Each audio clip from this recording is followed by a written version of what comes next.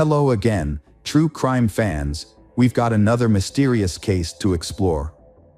The case of Rowena Irani.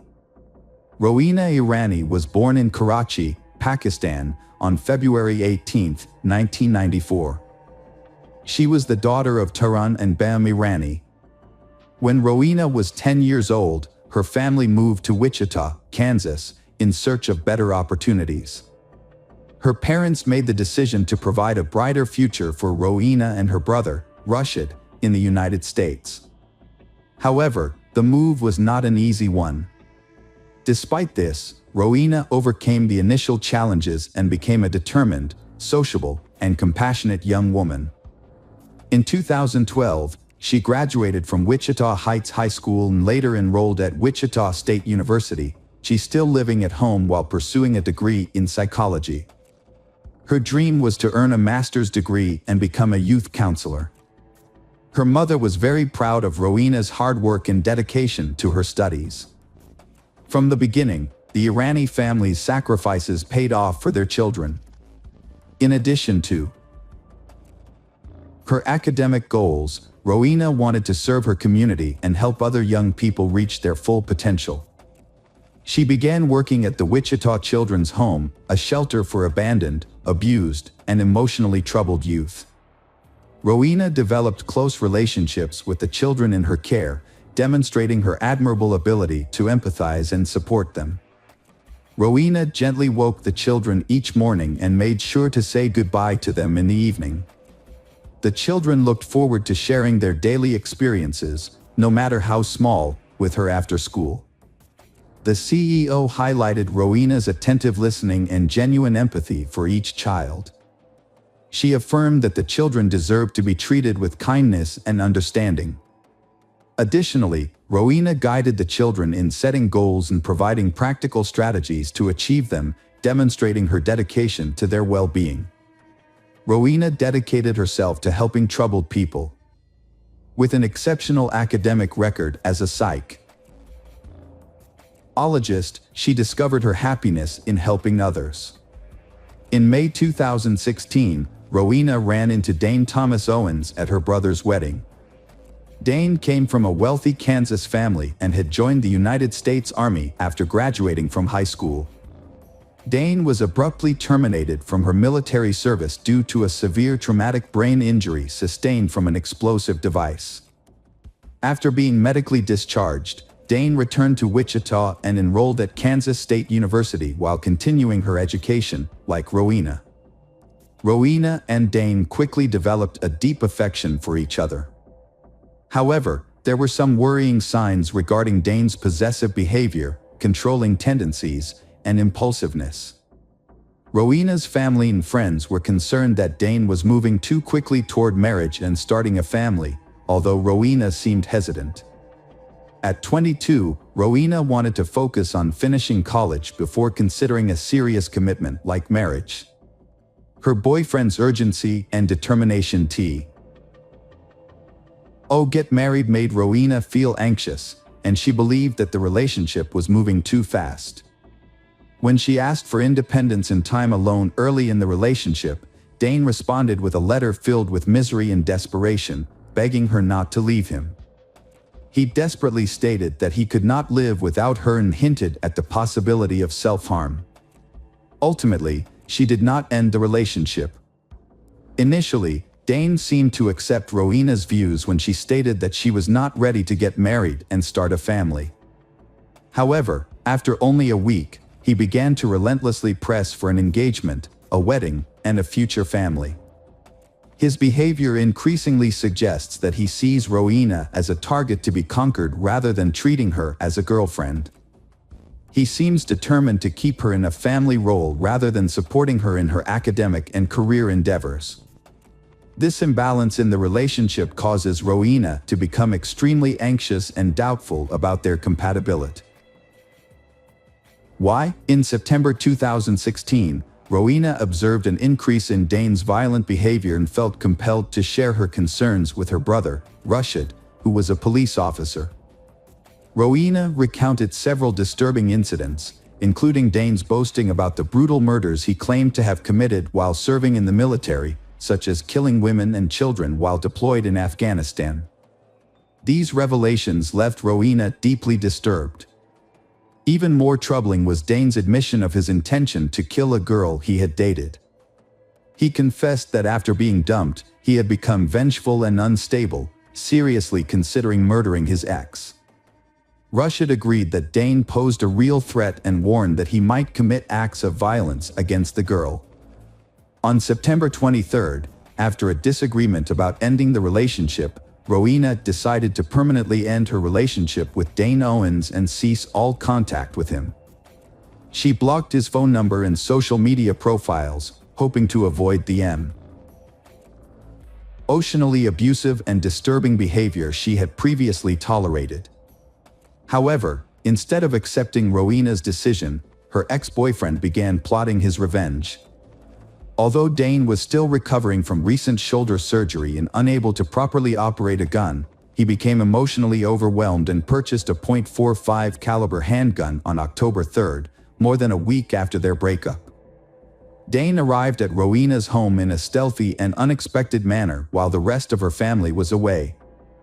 Surveillance cameras captured him parking his car away from the Irani family home before approaching in broad daylight.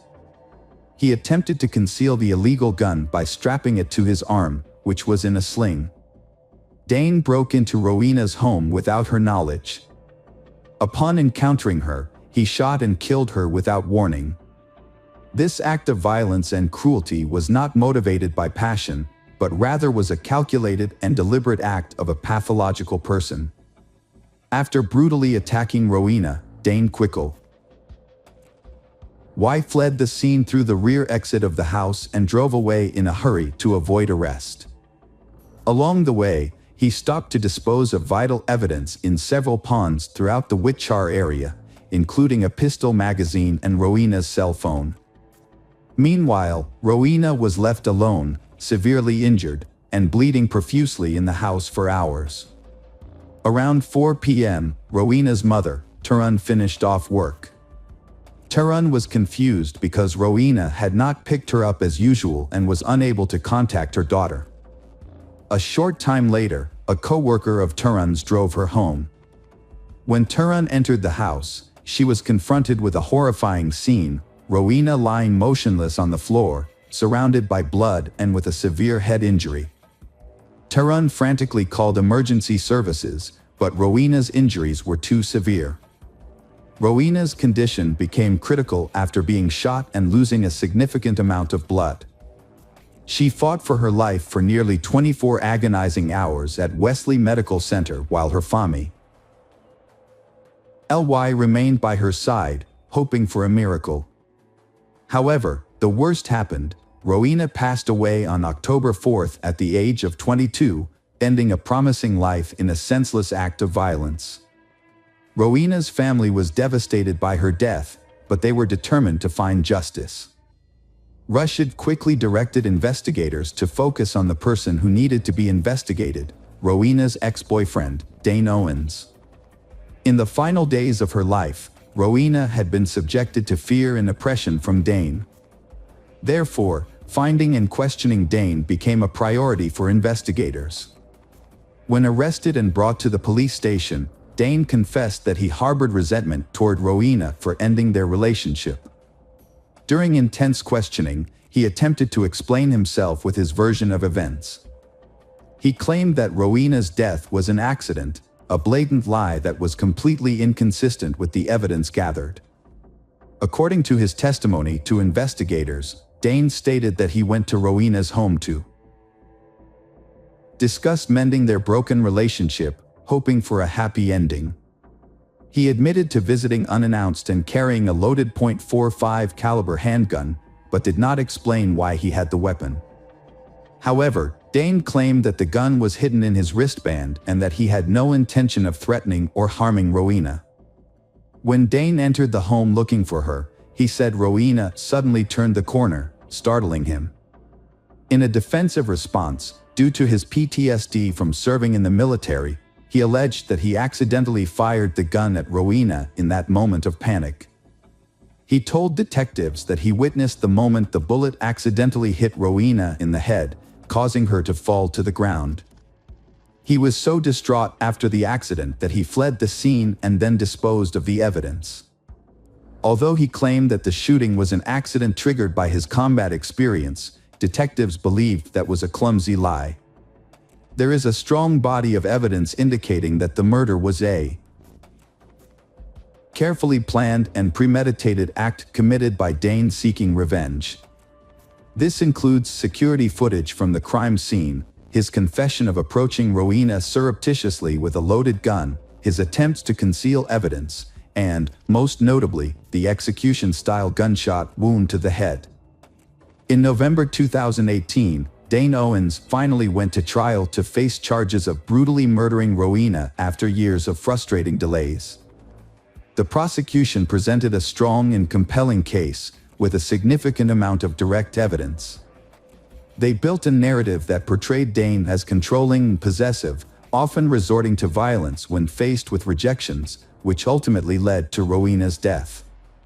After deliberating for just 3 hours, the jury returned a unanimous verdict, finding Dane guilty of first-degree murder and aggravated burglary.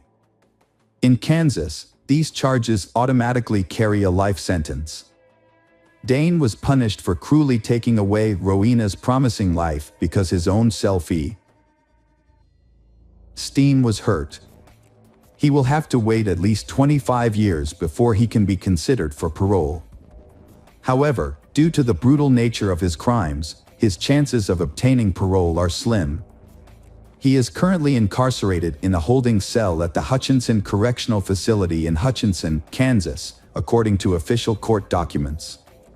When we reflect on the tragic events surrounding Rowena Irani, we are confronted with the painful truth about domestic violence and its terrible consequences. Rowena's life was cut short by the actions of someone she loved. We must come together to support victims of domestic violence and hold perpetrators accountable for their actions.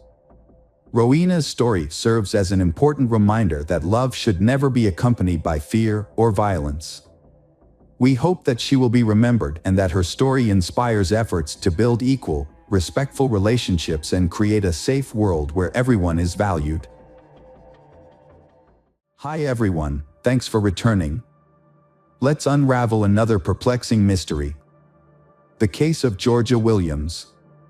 Georgia Williams was born on September 17, 1995, in Telford, Shropshire, England. She grew up in a close and loving family with her parents, Lynette and Steve Williams, and her older sister Scarlett. From an early age, Georgia demonstrated a kind and thoughtful nature, consistently looking for ways to help others and make those around her happy. This admirable quality eventually becomes her weakness. Despite being bullied in middle school, but Georgia's life improved in high school. She made a group of friends and became a well-liked and popular student. Her kind nature and good leadership skills helped her win the position of class monitor. She pursued her passion for helping others by joining the Air Cadets Corps, with the ultimate goal of becoming a medical officer in the Royal Air Force. At 17, Georgia started working at a local gas station, where she quickly became friends with her co-workers. One of them was Jamie Reynolds, a 22-year-old man who seemed quiet and isolated from the rest of the group. Georgia, being a kind and caring person, reached out to Jamie in friendship, wanting to help him feel less alone. Thanks to her efforts, Jamie started to fit in at work, participating in group activities and making friends with his co-workers. As time went on, Jamie developed strong feelings for Georgia, seeing her as the only person who had shown him kindness and believed in him. Feeling hopeful, Jamie started to think that maybe Georgia felt the same way about him. Emboldened by his newfound confidence, he mustered the nerve to express his true feelings to Georgia and inquired if she would be open of a romantic relationship. However, Georgia, being considerate of Jamie's feelings, let him down gently. She explained that she didn't want to ruin their friendship by getting romantically involved.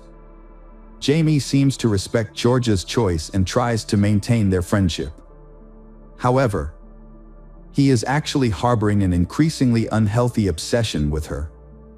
One day, While they were working together at the gas station, Jamie opened up to Georgia about his unhappiness with his life. He told her that he wanted to quit his job and pursue his true passions.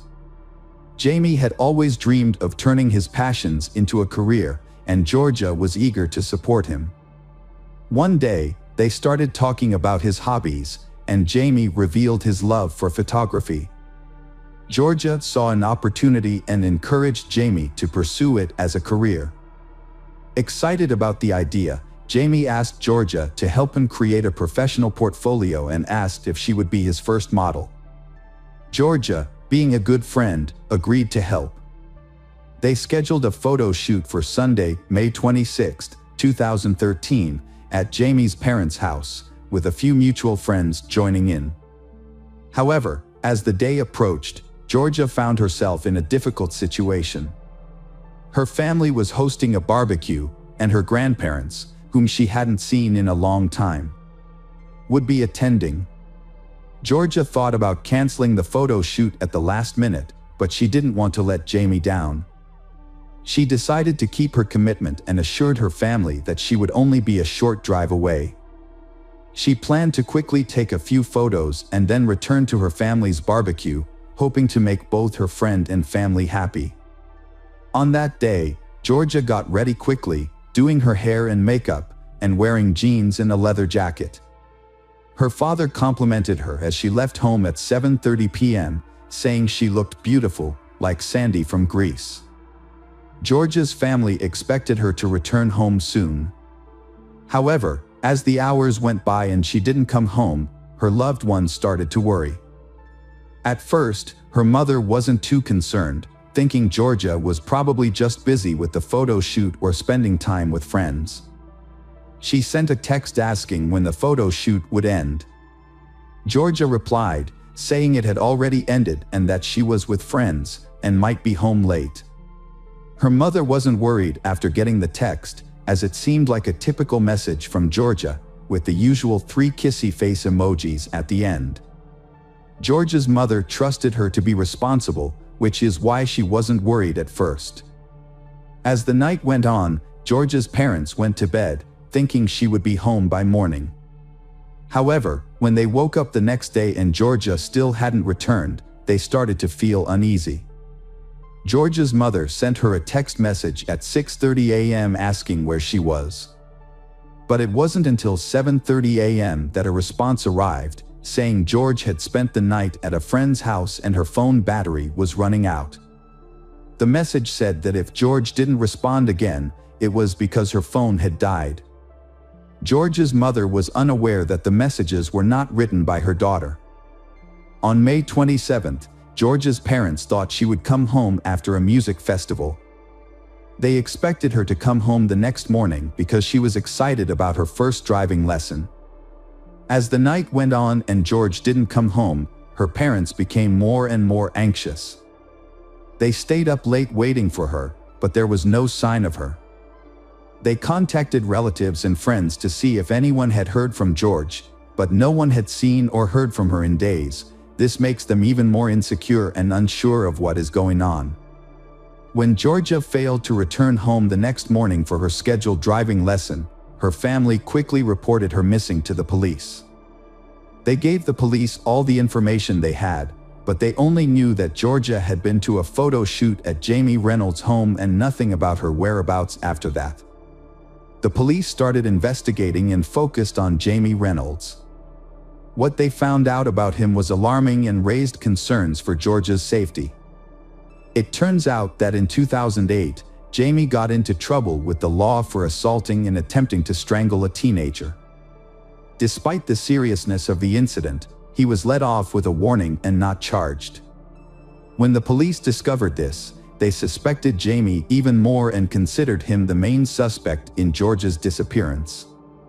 They went to his home, but no one answered. They broke in. They searched the premises but couldn't find Jamie, so prompting a large-scale manhunt to track him down. After conducting a thorough investigation at the petrol station, it was clear that none of Jamie and Georgia's co-workers had seen them.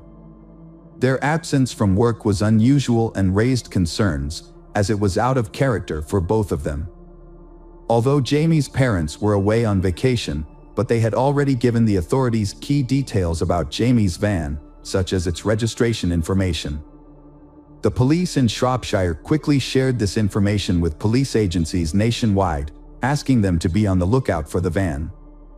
Soon, authorities located Jamie in Glasgow, Scotland, which is 428 miles away from his home. His abrupt departure from the country, which came without warning, raised concerns and hinted at a potential problem. On May 30th, police in Glasgow arrested Jamie Reynolds at a local hotel due to suspicions of kidnapping Georgia. They immediately questioned him about Georgia's location, but Jamie claimed he didn't know where she was and provided no useful information to the investigators. He was then taken to Shropshire for more questioning. Meanwhile, Georgia's family and friends waited nervously for news, but what they heard about the investigation was deeply upsetting. The lack of progress was crushing, making their pain even worse.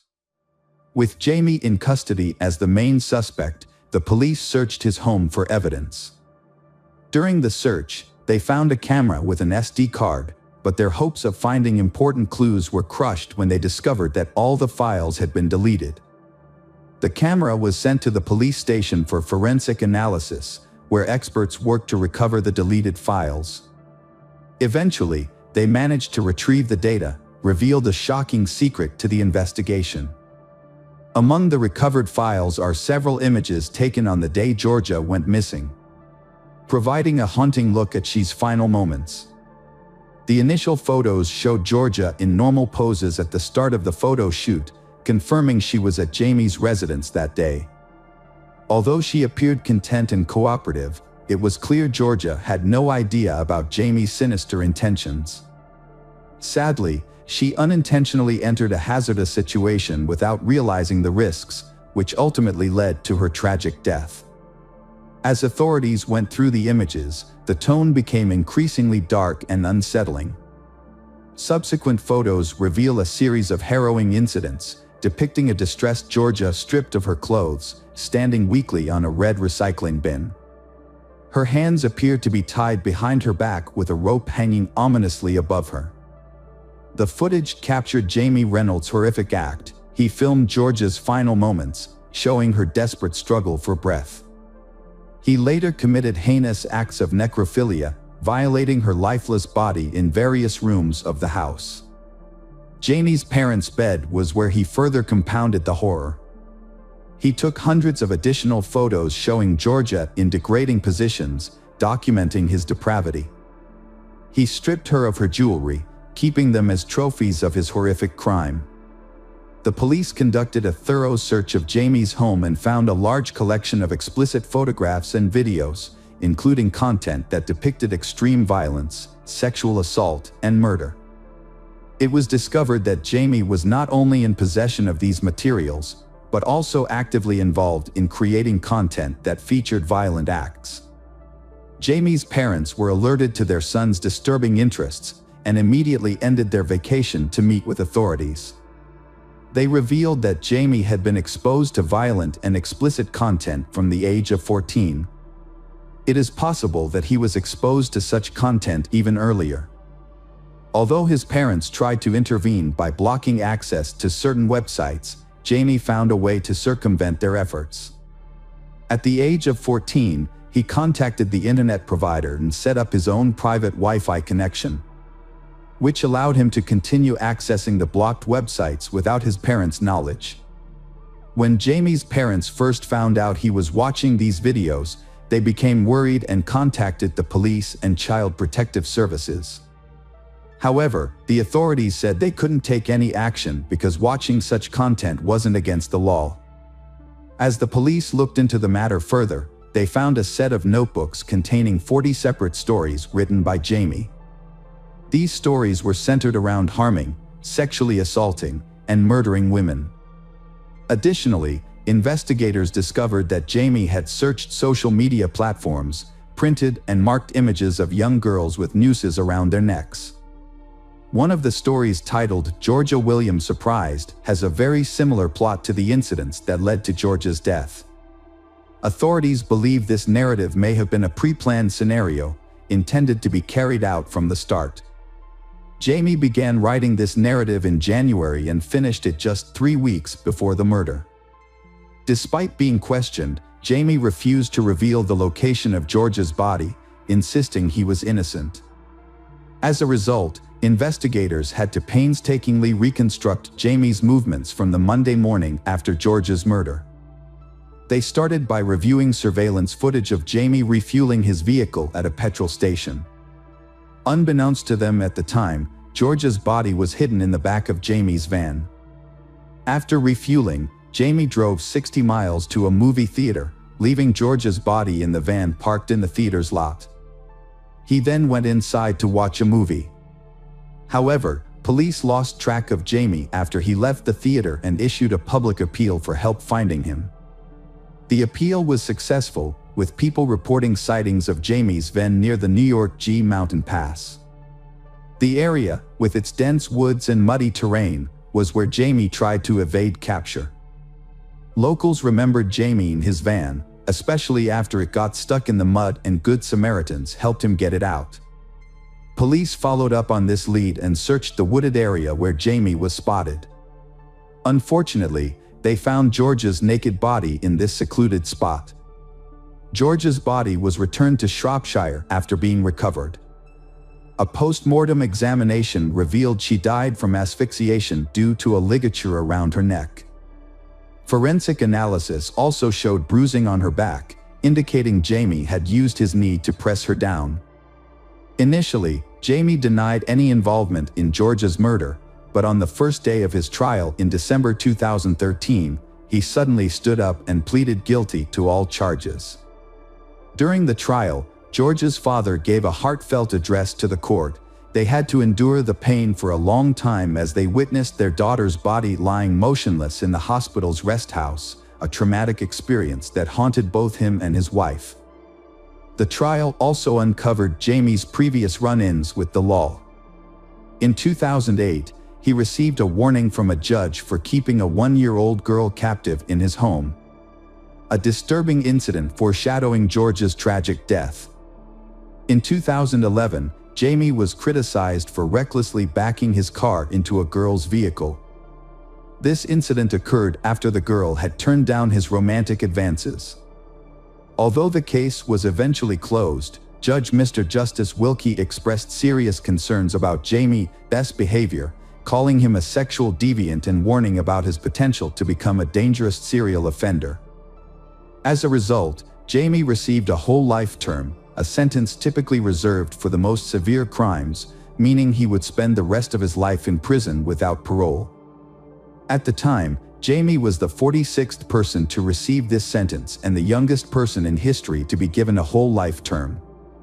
During sentencing, Judge Justice Wilkie highlighted the extreme suffering Georgia endured, emphasizing the torturous nature of her experience. Jamie's obsession with violent and sadistic pornography had led to a horrific display of control over his victim, ultimately resulting in her tragic death. Jamie Reynolds hung his head in shame as George's parents and sister listened to the disturbing details of her death and the abuse she suffered at his hands. The courtroom was extremely tense as the jury saw gruesome images of George's final moments, causing her family to leave in distress. In 2014, Jamie tried to appeal his life sentence but was unsuccessful. A review of the case the following year criticized police officers, children's services, and mental health professionals for their handling of Jamie before George's murder. The review found that these agencies failed to work together properly, despite Jamie having come to the attention of law enforcement 5 years earlier for attempting to strangle another girl. George's parents were deeply saddened by the report, regretting the missed chances to intervene and prevent their daughter's death. They stated that they cried when they read about the agency's failures, as it was clear that Jamie was likely to commit murder. They believed that George's death could have been prevented. Outside the courtroom, George's father shared the family's overwhelming sadness, stating that no sentence could ever satisfy them because it wouldn't bring Georgia back to life. He emphasized that their loss was irreparable and that Jamie, despite his lengthy prison sentence, still had the one thing he took from their daughter: life.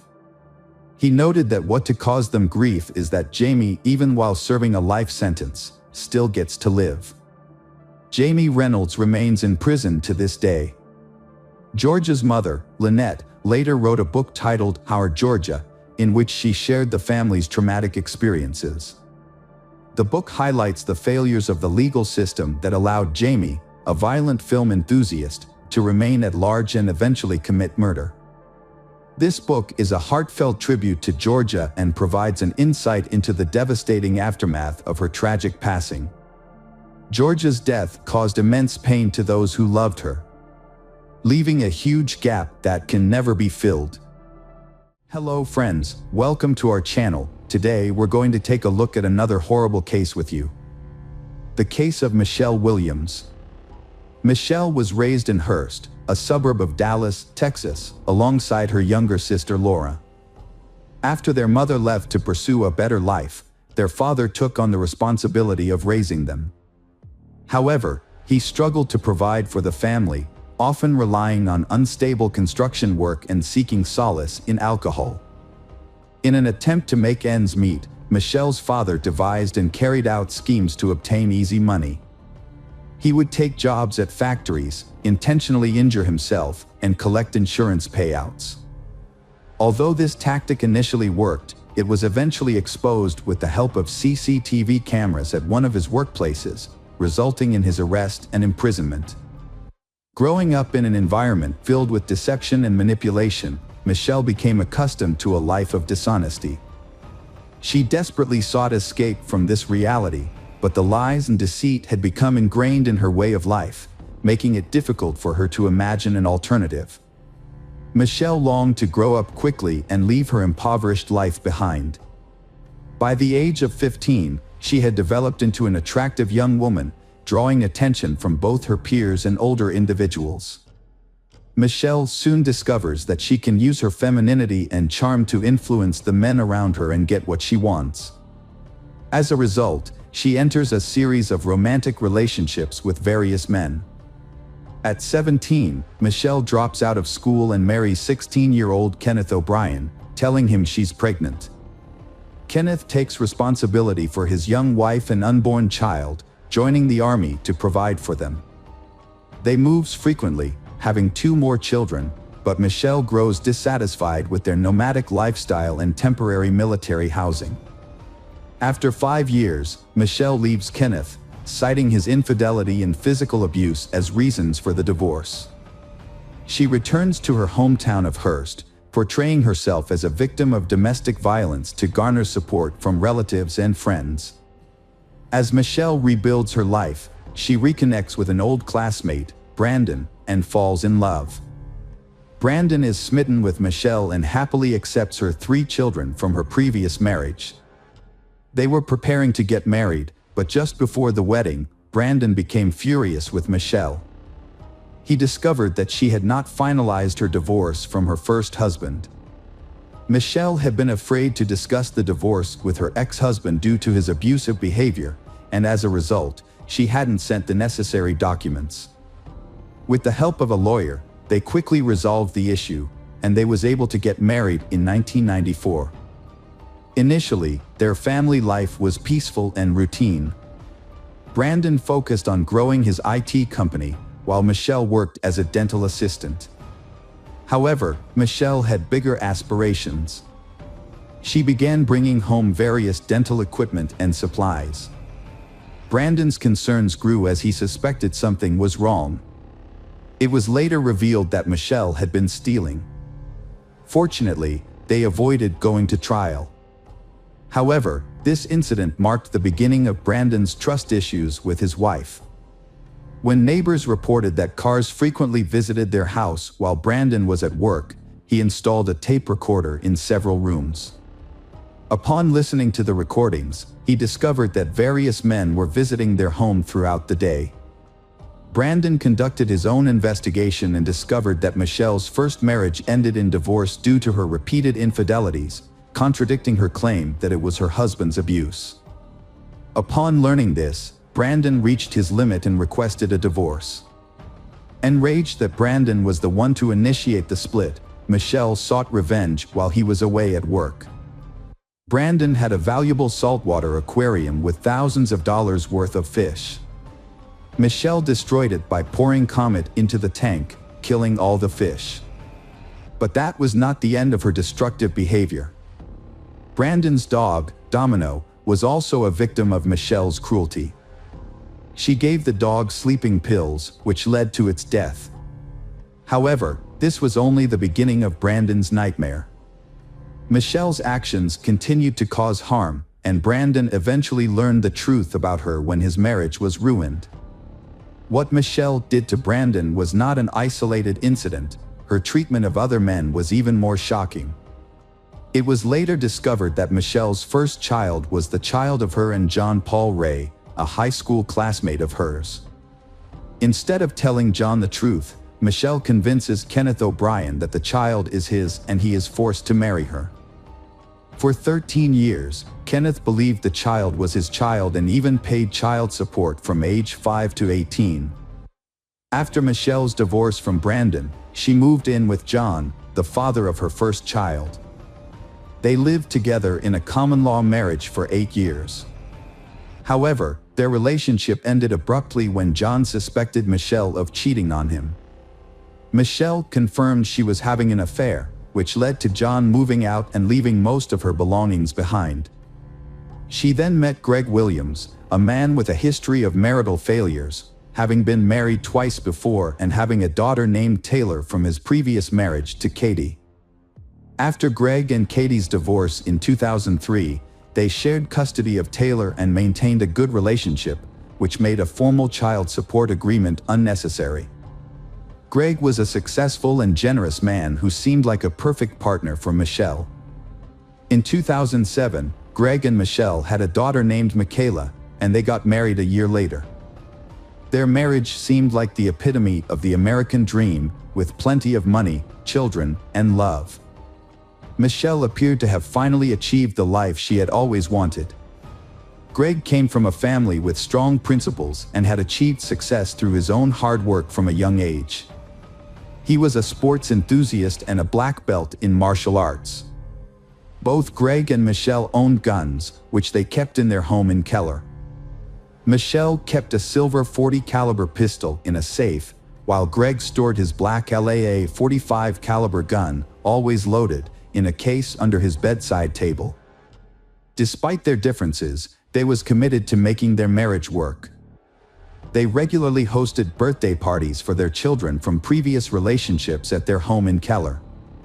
Michelle's adult children frequently hosted barbecues and pool parties at their home, which was always filled with friends.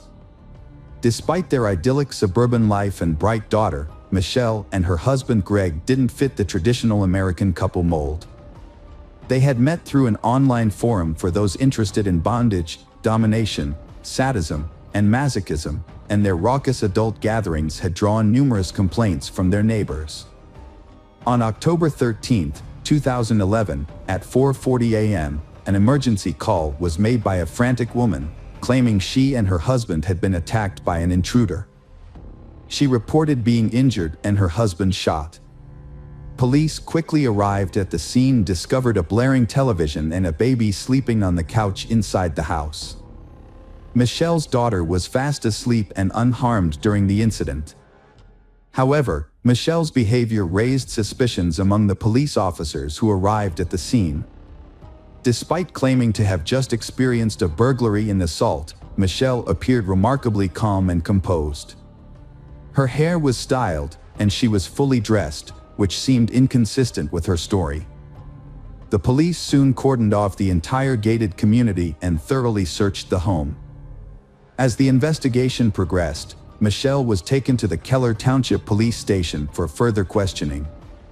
Over several hours of interrogation, her account of the events began to unravel. Michelle initially claimed that an intruder, dressed in black, had struck her on the head with a wrench. She alleged that she fell to the ground but remained conscious and heard a gunshot. According to her, the intruder then fled through the back door.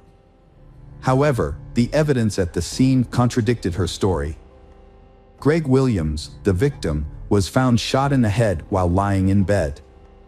A .45 caliber handgun and a wrench were discovered near the back door, but the circumstances suggested that Michelle's account was not entirely credible. The investigation found no fingerprints on the weapons and no signs of forced entry.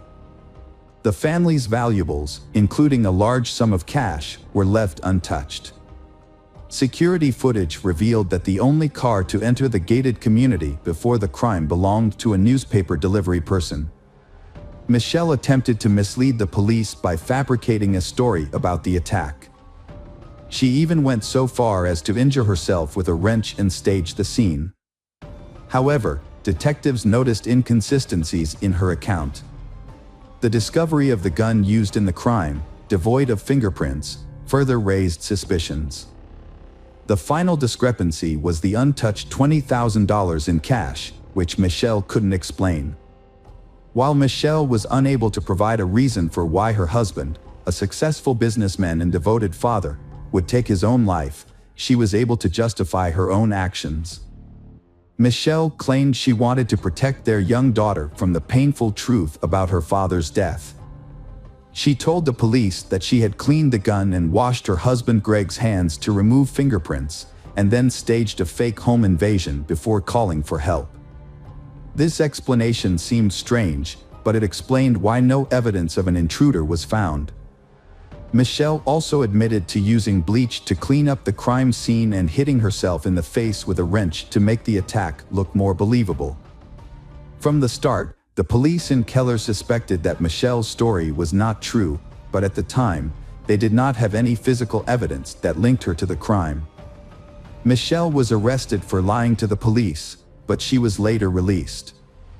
Around 5 p.m. on the day of her husband's murder, Michelle visited her sister Laura's home. During the evening, Michelle cried occasionally, but her sister felt that Michelle's tears seemed insincere. Notably, Michelle didn't mention her late husband's name once. The next morning, when questioned by police, Michelle appeared to be in a great mood. She was well dressed, had styled her hair, and was wearing makeup. Despite the ongoing investigation into her husband's death, Michelle went out for breakfast at a popular restaurant. As investigators struggled to find a motive and credible evidence, Michelle inadvertently provided them with both. During her initial interrogation, Michelle claimed she wasn't interested in money. However, her actions after Greg's death told a different story. She quickly began selling off assets from their family businesses and spending large sums of money. Michelle had been cashing checks through her husband Greg's IT company, but the exact amount is unknown. It is likely that the amount was substantial.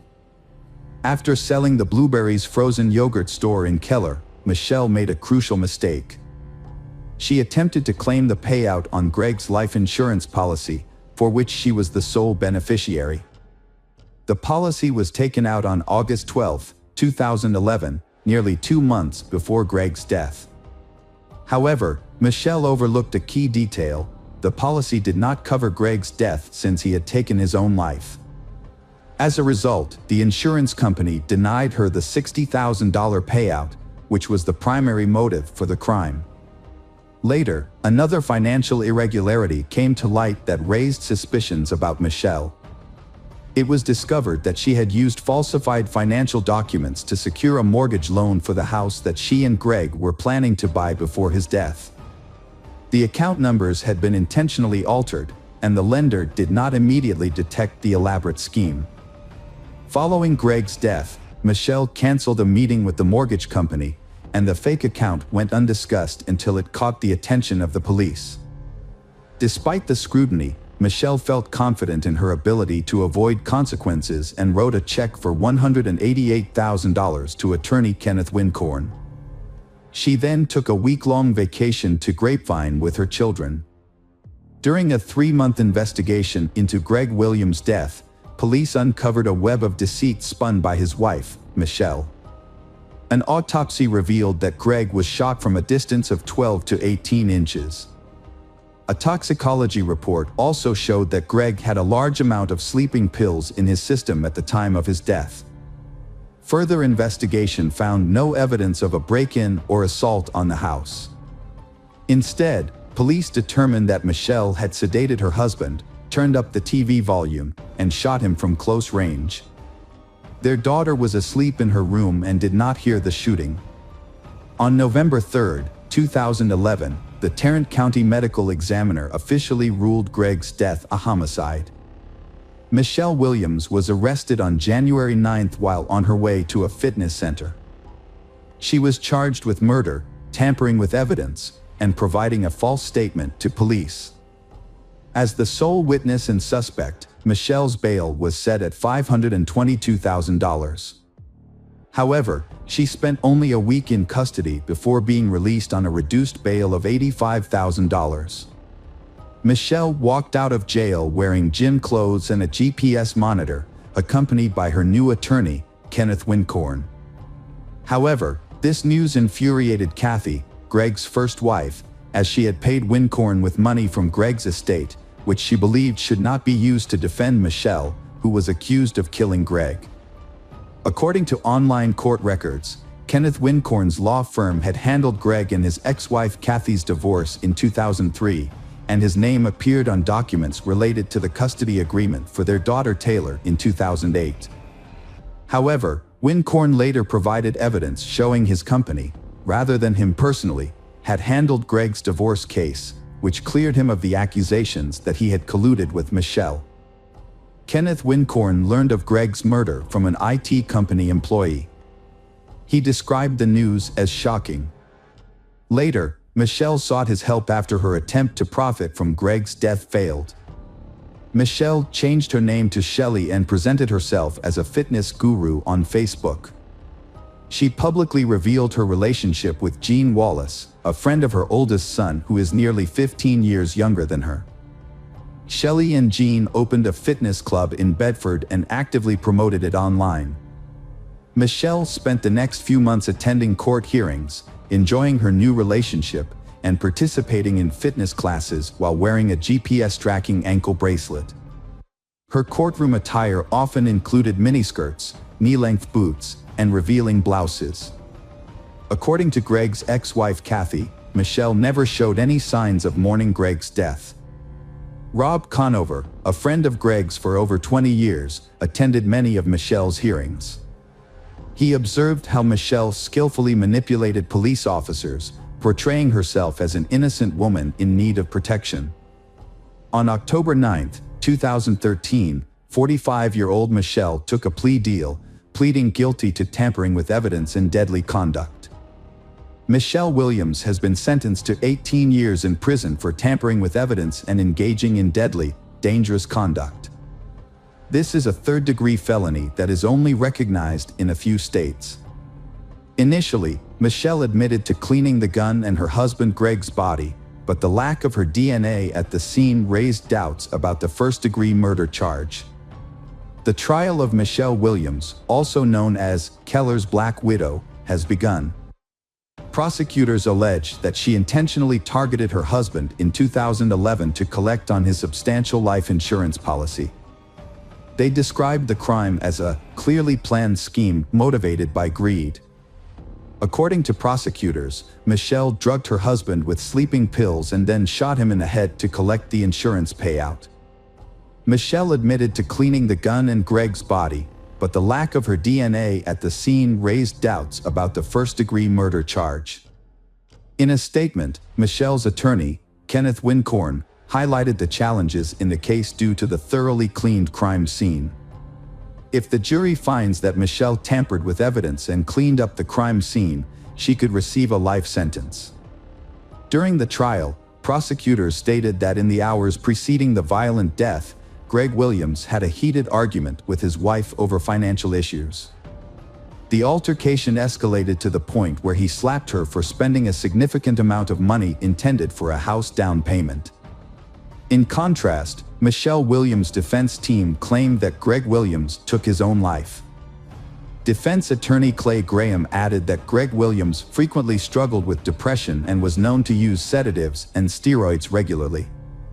Michelle Williams' husband, Greg, was found dead with a self-inflicted gunshot wound. Michelle stated that she attempted to cover up the incident to shield her 4-year-old daughter from the truth.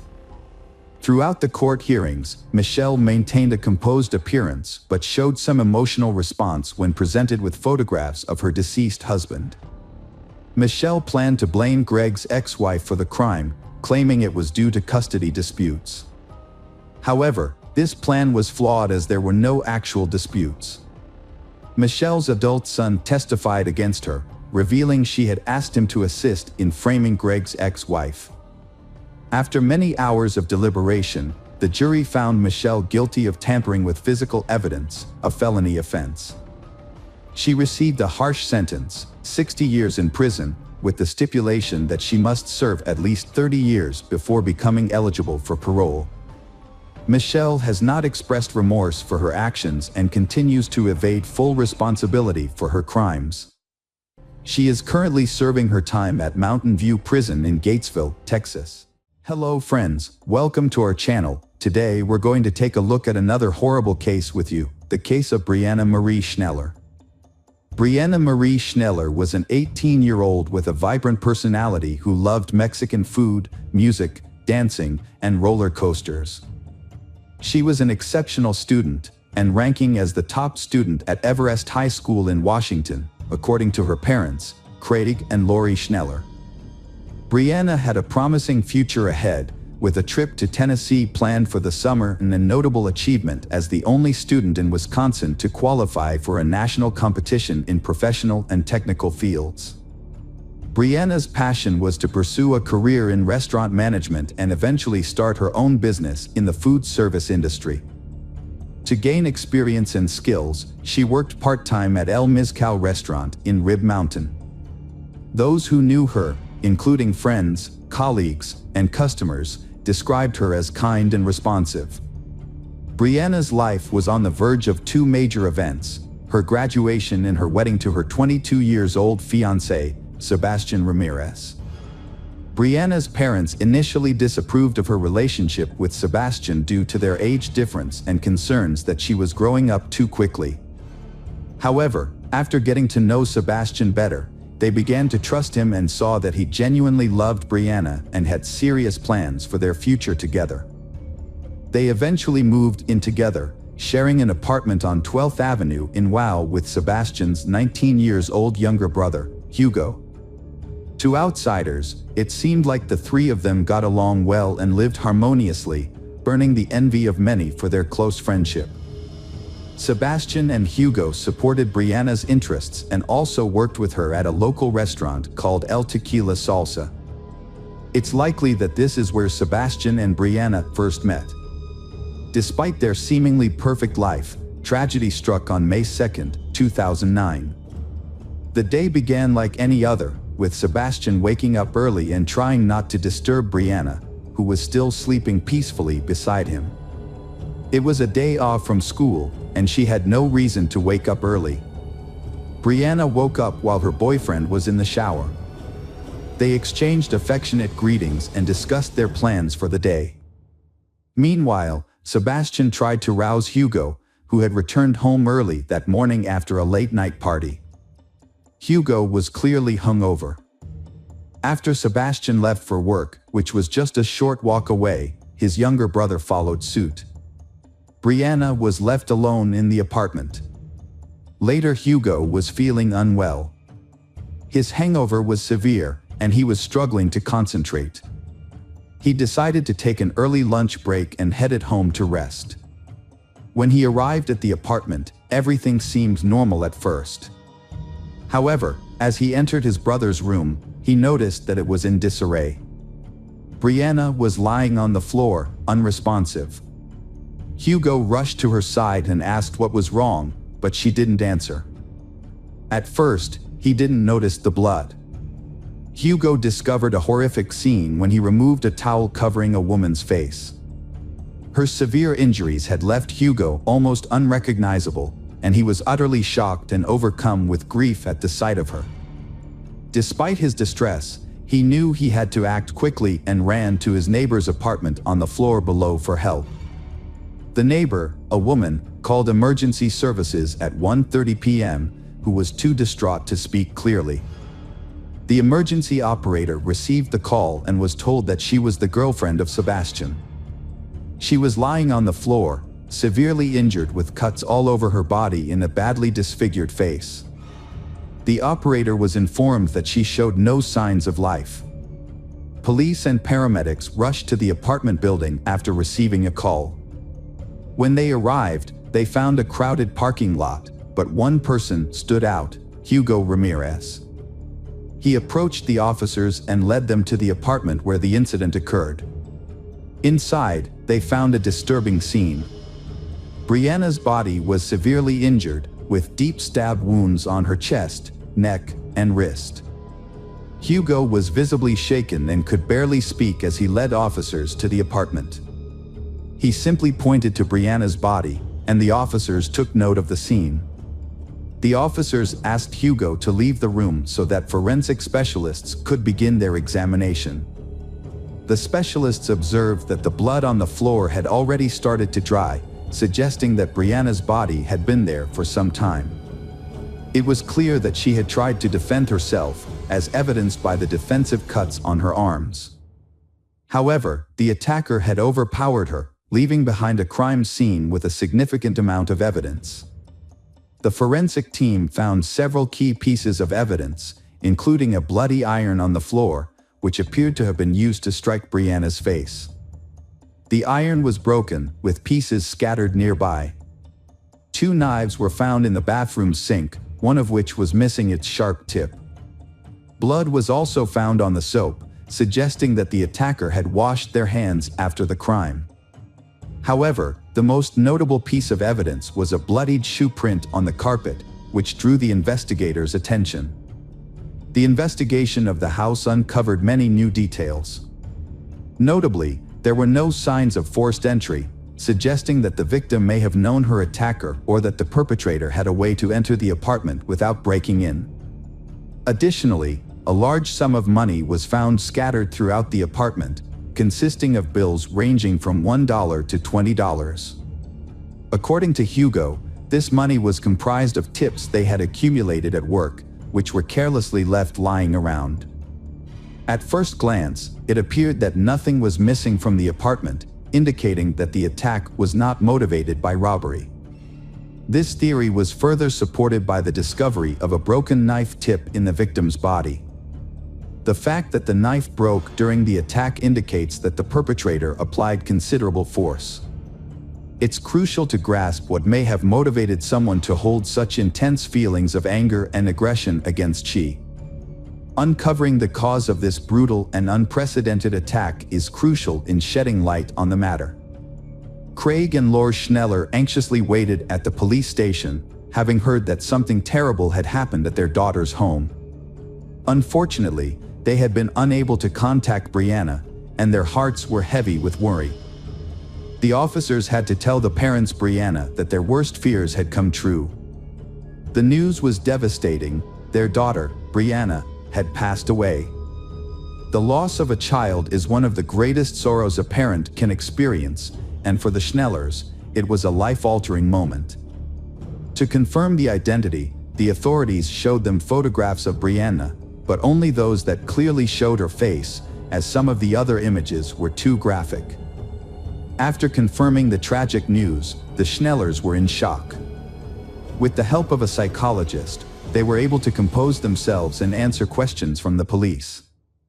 They were eager to assist in the investigation and help catch the person responsible. The Schnellers provided as much information as they could about their daughter's life, but they insisted that she had no known enemies. They also revealed that Brianna's mother had been the last person she had spoken to that morning. Her mother, Craig, took Brianna's car to the repair shop and messaged her daughter around 10 a.m. to let her know. Brianna replied to the message. The investigation shows that the tragedy occurred at a point in time that was after they sent messages to each other and before Hugo's arrival. As part of their inquiry, detectives first interviewed the Ramirez brothers, Sebastian and Hugo, questioning them separately. Sebastian, Brianna's fiancé, stated that he woke up at 9:15 a.m., had a brief conversation with Brianna while getting ready for work, and then woke up his brother, Hugo, around 10:15 a.m. Sebastian claimed he was already at the restaurant when he received a phone call informing him about the incident. Hugo's account corroborated Sebastian's, saying he left the house around 10:15 a.m., shortly after his brother. He returned home at 1:20 p.m. due to feeling unwell and wanting to rest. When Hugo found Brianna's body, his reported illness and fatigue vanished almost instantly. The events that followed were a daze. He was so shocked that he couldn't think clearly about how to respond. His mind went blank and his hands shook uncontrollably, prompting him to seek help from a neighbor. The Ramirez brothers' accounts were believable, and their distress seemed authentic. Nevertheless, the police had seen convincing performances before, so they needed concrete evidence to confirm their innocence. It was possible that one of the brothers was involved in the crime, and the other was covering for him. To investigate this, detectives asked about their relationships with each other. Sebastian expressed his love for Brianna and his excitement for their upcoming wedding. Hugo was questioned about whether he had any issues with Brianna or if they had argued, but he denied it. Hugo also explained that while he found her attractive and charming, he had no romantic intentions towards her because he valued his good relationship with his brother and would never jeopardize his happiness. Brianna was like a sister to Hugo. And after hours of questioning, neither Hugo nor Sebastian raised any suspicions. The police took DNA samples from the brothers and allowed them to return home. To verify the brothers' alibis, detectives spoke with employees of El Tequila Salsa restaurant and reviewed the restaurant's security footage. The brothers' accounts checked out, and the possibility of a domestic-related crime was ruled out. The investigation continued, and the question remained, who could have committed such a heinous crime against an innocent young woman?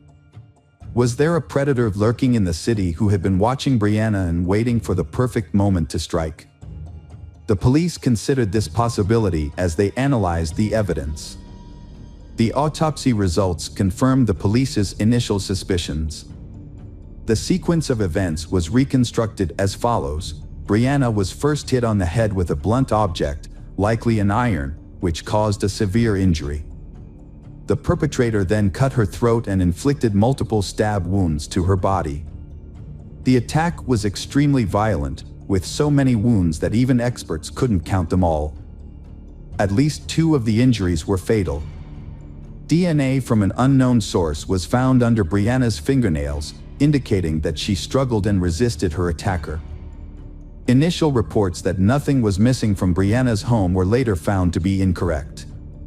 Brianna's phone had actually been taken, and Sebastian was the one who discovered its loss and informed the detectives. This new information became a crucial lead in the investigation. The police learned from the phone provider that the phone was still active and obtained its location. Surprisingly, the phone was found to be nearby, specifically on the premises of the restaurant where Sebastian and Hugo worked. This revelation added complexity to the case, given the brothers' solid alibi and the suspicious circumstances surrounding the missing phone. The detectives rushed to the location and found that the phone's coordinates led them to the parking lot of a shopping center that housed the restaurant. A search of the area revealed that the phone was likely in one of the trash bins. After a brief search, a plastic takeout bag with the logo of El Tequila Salsa was found in a container. Inside the bag were the victim's phone, 2 mismatched gloves, and a pair of women's underwear. One of the gloves had a blood stain.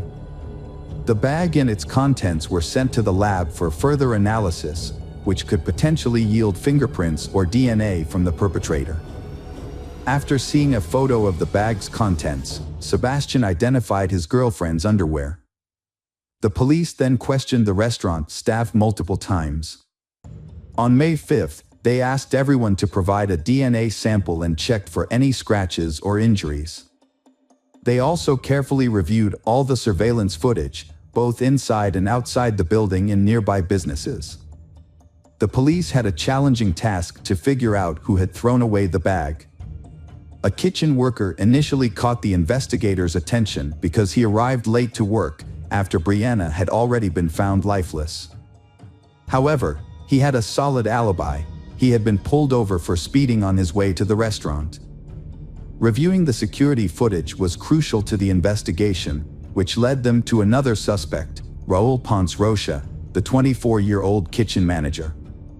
On the day of the crime, Raul left the building at 10:18 a.m. wearing a brown hoodie and returned 35 minutes later, at 10:53 a.m., without it. When questioned, Raul explained that he had gone to pick up his friend Luciano, a dishwasher at the restaurant, who lived in the same building as Brianna and her colleagues. Raul claimed the trip took about 20 minutes, but there was a 15-minute gap in his timeline that he refused to explain. Luciano corroborated Raul's story, stating they drove straight to work without stopping. Nevertheless, the detectives remained skeptical about the unaccounted 15 minutes and Raul's suspicious behavior. Raul Ponce Rocha, the manager of El Tequila Salsa, had raised suspicions due to the cuts on his hands, which he claimed were from working with knives. However, there was not enough evidence to detain him at that point. Further investigation revealed that on May 2nd at 1:16 p.m., a single employee had exited the back door of the restaurant, and at the same time, only one person had approached the trash bins. This led to the quick identification of the suspect, who was surprisingly Raul Ponce Rocha, not Sebastian or Hugo Ramirez as initially suspected. A search warrant was obtained for Raul's home, and the search uncovered some peculiar items. Under his mattress, investigators found 4 pairs of women's underwear, several adult videos, a brown hoodie, and a glove similar to the one found in the trash bin. On the same day, Raul's DNA samples were sent for comparison with those found on the plastic bag, and a strand of female hair found on his clothing was also analyzed. All the evidence pointed to Brianna. It was only a matter of time before the test results confirmed the match. Raul was eventually arrested on suspicion of first-degree murder. Sebastian was stunned when he learned that a suspect had been identified in the brutal crime. He had trouble believing that his co-worker, Raul Ponce Rocha, could be capable of such a heinous act. What motivated Raul to commit this crime, especially since he barely knew Brianna? Sebastian's impression of Raul was that he was a friendly and harmless person. The mystery began to unravel in 2011 when Raul stood trial. Despite a lengthy investigation, Raul consistently denied any involvement in the crime and never admitted guilt. However, the prosecution presented strong evidence that contradicted his claims. Raul's DNA was found on several key pieces of evidence, including the iron, knives, a plastic bag, and its contents, as well as under Brianna's fingernails. A shoe print at the crime scene also matched Raul's shoes. The evidence pieced together the events of May 2, 2009. On his way to work that day, Raul passed by Brianna's house, a place that had long fascinated him. Assuming she was out, since her car was not in the driveway, he took advantage of the opportunity to break into her apartment and take what he wanted. Raul had a disturbing habit of collecting women's underwear, with evidence found hidden under his mattress. On the day of the incident, Raul left work, supposedly to pick up his friend Luciano, but instead entered Brianna's apartment without warning. He easily gained entry, suggesting he may have had a key, and went directly to Brianna's room, where he began rummaging through her belongings. When Brianna confronted him, Raul was likely caught off guard and feared being recognized. Panicked, he grabbed the nearest object, an iron, and used it to strike her. He then escalated the violence by slashing her throat with a knife and inflicting multiple other injuries. The investigation found that the killer appeared to take pleasure in the brutal act, as evidenced by the numerous and excessive wounds inflicted on the victim. The attacker also used multiple knives during the assault. After committing the crime, Raul attempted to cover his tracks by washing his hands and removing his jacket, which was likely stained with blood. He then calmly returned to work, pretending nothing had happened, and drove Luciano to the restaurant as planned. Raul took advantage of the lunch break to dispose of the evidence bag in a trash bin, which was captured on the kitchen's video recordings. Before the trial, Raul admitted to meeting with Brianna but claimed he didn't kill her. However, he suspected someone else might have and named a former restaurant employee. Raul stated that he saw this acquaintance, Sergio, at Brianna's house on the day she died. This confirmed that Raul had indeed entered the Ramirez apartment. However, when Raul left, Sergio stayed behind and had an argument with Brianna. Raul's statement raised more questions and led to further investigations.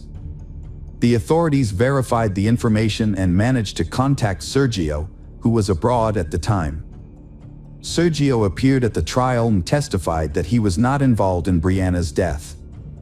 He proved that he was not in the country on the day of the crime, as he had left weeks earlier to care for his ill father in Mexico. It became clear that Raul had hoped to falsely accuse Sergio and create doubt among the jurors. However, his plan failed, and Raul's actions showed that he had no qualms about accusing an innocent person of a heinous crime, and he felt no remorse for his actions. The trial of Raul Ponce Rocha drew a large crowd, including Brianna's family members and her friends Sebastian and Hugo. The young men struggled to keep their emotions in check, prompting officers to intervene multiple times to restore calm. In the end, Raul was found guilty of murdering Brianna Schneller and burglary, and was sentenced to life in prison without the possibility of parole. He is currently serving his sentence at a correctional facility in Wisconsin. After the verdict, Brianna's father expressed his gratitude that justice had been served. He shared that he still keeps a Father's Day card Brianna gave him and cherishes every memory of her. Welcome back, detectives. Let's dive into another horrible case, the case of Brett Ryan. Brett Ryan grew up in Canada, in a large family with his parents, Bill and Susan. Bill works at the Toronto Star daily newspaper and spends time on his many interests, including sports, yoga, and psychology, which help balance family life. In addition, his wife, Susan, is able to manage the household, take care of the children, and keep their Toronto home clean. Passers-by often stop to admire the family's beautiful and blooming garden. Although Susan loved her sons equally, but Brett seemed to be less criticized because he was generally well-behaved. Brett was very clever at getting out of difficult situations, which gave the impression that he was a good boy, although this was not always the case. Brett was extremely popular in school, with everyone wanting to be his friend or at least be able to greet him by name, just like his older brothers.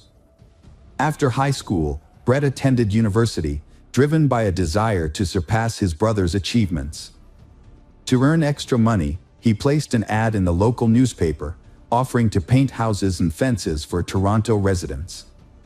At first, his business was quite successful and Brett felt proud, especially with his first income. His mother, Susan, was thrilled and often cited him as a role model for others. However, things took a turn when Brett dropped out of college to focus full-time on his paint business.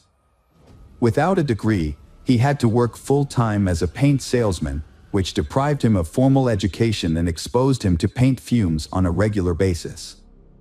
For a while, Brett felt confident and superior to his brothers, but this soon changed. After a couple of years, his brothers, Christopher and Leland, graduated and landed jobs in their specialized fields. Christopher worked for the Toronto Transit Commission, and Leland became the family artist and designer. As they established their careers and moved out of their parents' home, Brett's power began to diminish significantly. To save money on rent, Brett continued to live with his parents and younger brother, who attended a school for gifted children. Brett's financial situation grew more dire over time. By 2007, when he turned 26, his debt had surged to more than $60,000. This burden led to depression, but despite his inner turmoil, Brett maintained a cheerful exterior, always willing to lend a helping hand and participate in volunteer work. His friends and acquaintances were unaware of the immense emotional pain he was hiding. Brett faced a severe situation on October 28, 2007. With winter approaching, he had no orders. Left with no other choice, Brett wore his oldest clothes, including a hat, a long sweater his brother had given him and a long scarf his mother had knitted. It was the first time he had worn the scarf, but it was finally coming in handy. He wrapped it around his face, leaving only a narrow slit for his eyes, and headed for the bank that was on the outskirts of his neighborhood. Brett stood in line at the bank, holding a thick folder and favoring his right foot as he waited his turn. When the bank employee called him forward, he approached her and spoke in a hushed tone. He calmly informed her that he had a gun and urged her to remove all the cash from the register and hand it over to him. He warned her that if she didn't comply, he would start shooting, and she would be the first person he would harm. She, with trembling hands, handed him all the cash from the register. Brett quietly exited the building, careful not to draw the attention of the guardians. Once outside, Brett took off running. He counted the money he had stolen from the bank, but it wasn't much, just over $1,000. To pay off his debt, he calculated that he would need to rob about 60 more banks, a crazy idea, but to him it seemed like the only option. For the first few days, Brett was fearful that the police would somehow catch up with him, so he avoided going home. He told his mother he had a job in a neighboring town and spent his nights sleeping in his car. Periodically, Brett would sneak back to his house to check if there were any police cars staking out the area. Finding none, he felt reassured that he was in the clear. The first robbery was followed by a second, then a third, and a fourth. Each time, Brett changed his clothes, opting for second-hand or discarded items he found in the trash. He would burn the used clothes after each crime. Brett also bought a beard from a costume party store to further disguise himself. Brett committed a string of bank robberies in the Toronto area, and his distinctive beard made a lasting impression on the witnesses. His total intended theft across all instances never exceeded $3,000. Brett's luck ran out when police spotted his car on surveillance cameras and followed him home. They tracked his exact route, gathering details from various vehicles to prove his guilt. Further inquiries yielded little new information, so the authorities closely tracked a particular road in an attempt to shed light on the case. Their patience and hard work finally paid off. They found a potential lead.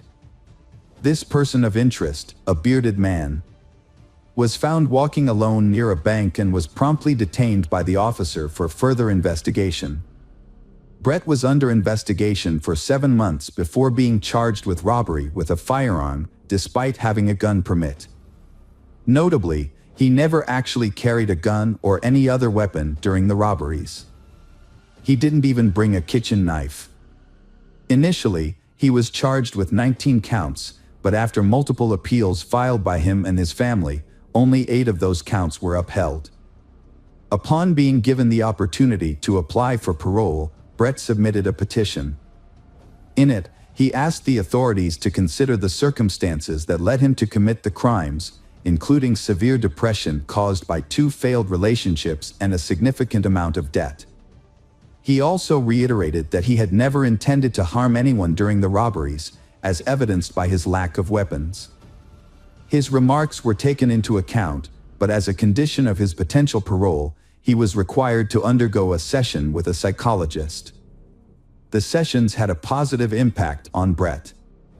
During his time in prison, he had lost touch with his family, but he took the initiative to reconnect with them. The positive changes in Brett were noticed by the commissioners, and on November 24, 2010, he was released from prison.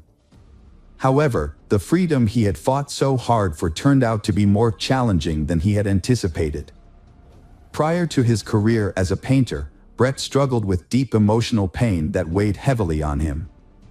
He had previously been a bank robber and served time in prison, which damaged his reputation. As a result, no company would hire him, and even those who initially hired him for house painting services would cancel once they discovered his true identity. The neighbors, who once admired Susan's garden and visited frequently, now spread unpleasant rumors about the family. The Brett family quickly sold their house and relocated to Scarborough. Susan started a new garden, and Brett found a job with a trading company. Although the pay was low, his parents helped him financially to rebuild his life and continue his university education. Brett continued to see a psychologist, who consistently advised him to maintain a strong connection with his family. Brett's life took a turn for the better when he met Kristen Baxter in September 2011.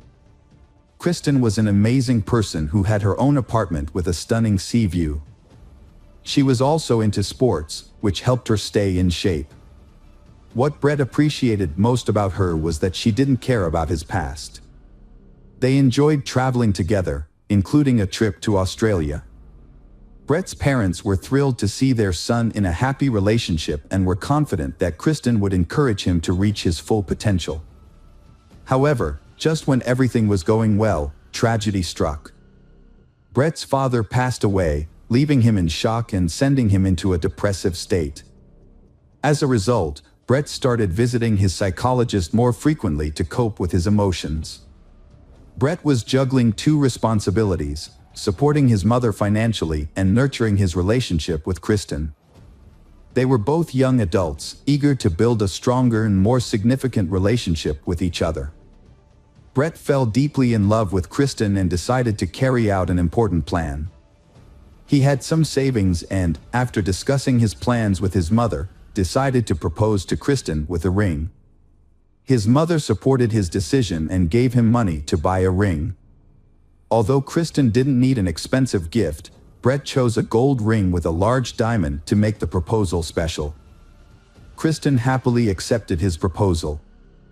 As they began planning their wedding, Brett agreed with Kristen's decisions, but he was worried about the high costs and how they would affect his job. Brett found a job opening at a large technology company on the internet and applied for it. He updated his resume and submitted it, and was even invited for an interview, which he successfully passed. As a result, he was offered the job and was thrilled. He eagerly shared the news with his fiancée and mother, and asked them for money to buy an expensive suit for work. His mother agreed to help him, and he purchased the suit. However, just as Brett was about to start his new job, the company called him to inform him that they had to withdraw their offer. The security department had discovered his past criminal record, and the company could no longer hire him. This news was devastating for Brett, and his mood plummeted. He felt like giving up on his job search and education, wondering why he was wasting his time applying for jobs that he would never get due to his past mistakes. He decided that it would be better to use the money his mother and brothers had given him for something else. Brett had dropped out of university, but he didn't tell his family or his counselor. To maintain the illusion of success, Brett would wear a suit and tie, then change into casual clothes on the way to his job as a house painter. He would tell his relatives that he worked in an office. To further deceive his loved ones, Brett would post fake photos on social media, pretending to be at work or attending business events. He would also fake phone calls, making it seem like he was busy with work-related issues. Brett's family had no idea that he was hiding the truth about his life. As Brett's wedding to Kristen approached in September 2016, his deception reached new heights. He rented an expensive restaurant for the reception, which cost $100 per guest. His family was thrilled, believing that Brett had finally turned his life around with a prestigious job and a beautiful fiancée. However, Brett's deceptions became so overwhelming that he could no longer control his lies. Brett's wedding was just a month away, and he was struggling to cover the costs. He had been borrowing money from his mother, but when she could no longer help him, he pressured her to find a higher-paying job.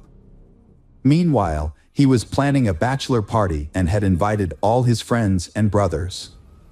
Brett had a secret. He had been lying to his family for a year about working as an engineer for a technology company.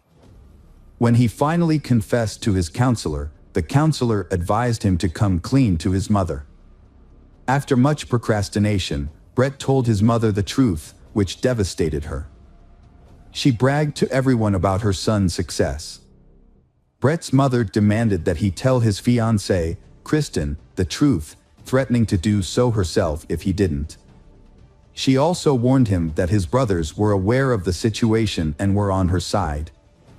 However, Brett couldn't bring himself to confess to Kristen, despite knowing that the wedding was unlikely to happen due to his deception.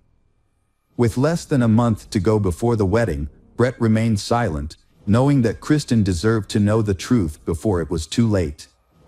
Brett was anxious about his mother revealing a potentially scandalous secret to his fiancée, Kristen.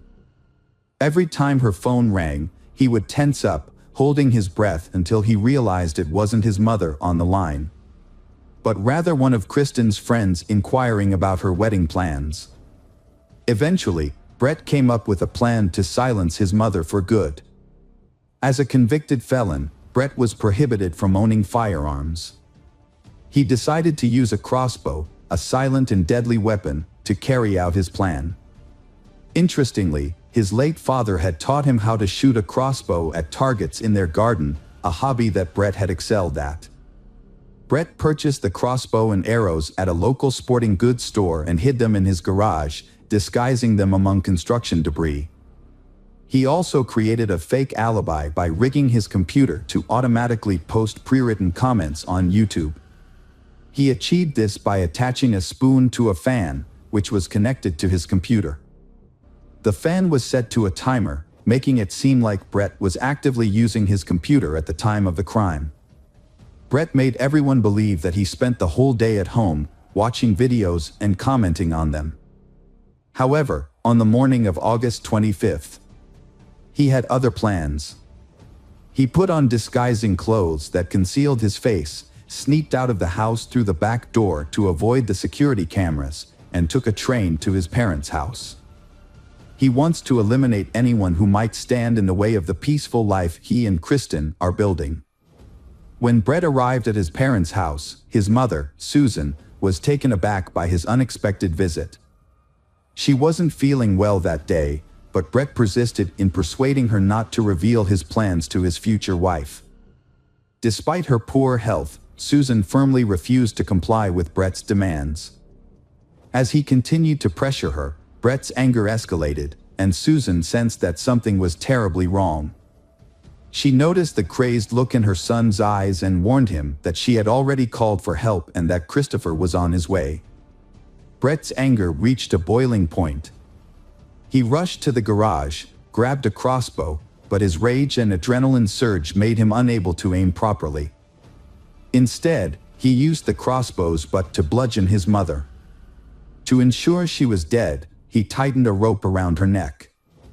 After covering her body with plastic bags, Brett loaded the crossbow with arrows, ready to face whoever was coming next. Brett's brother Christopher was lured into a trap by the suspect. As he entered the garage or the yard, Brett, who was hiding in the bushes, ambushed and shot Christopher in the neck. Christopher died shortly after the attack. Alexander, the youngest brother, was the next target. The suspect had also managed to lure him, but Alexander's outcome was different.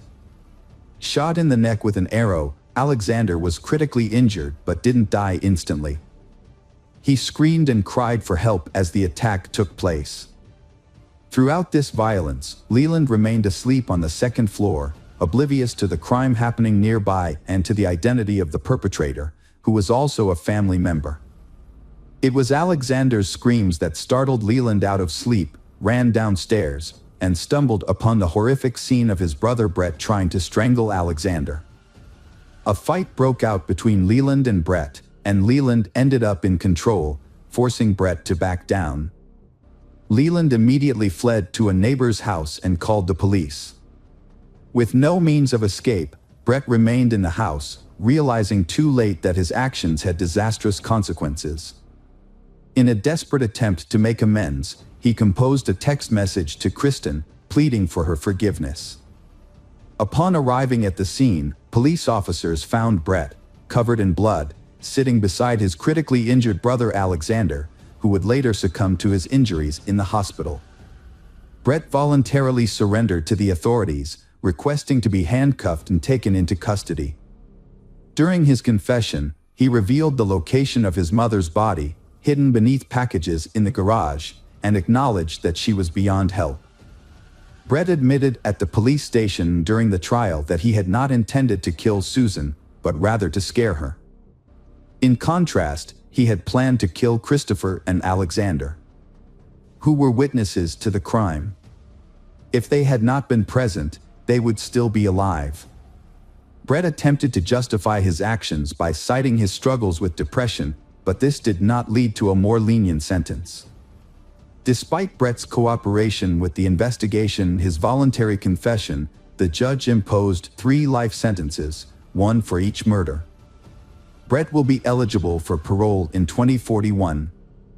Leland, the sole survivor of the incident, has refused to speak to reporters, but he is well known in Toronto as the one who narrowly escaped the carnage.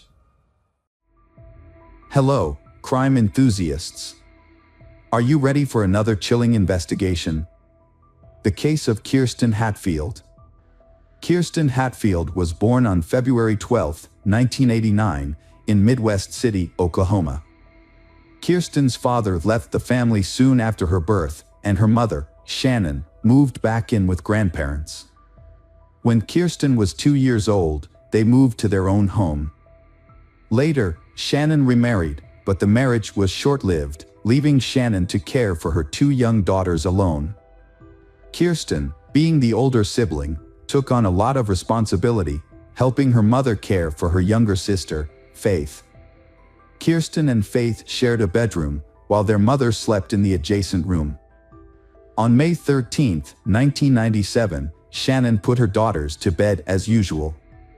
Kirsten was 8 years old, and Faith was 3. However, Faith had already fallen asleep, so Shannon only said goodnight to Kirsten and left the door to their room slightly open, as she always did, in case Kirsten or Faith needed her. At around 3 a.m., Shannon was awoken by a noise coming from the girls' room.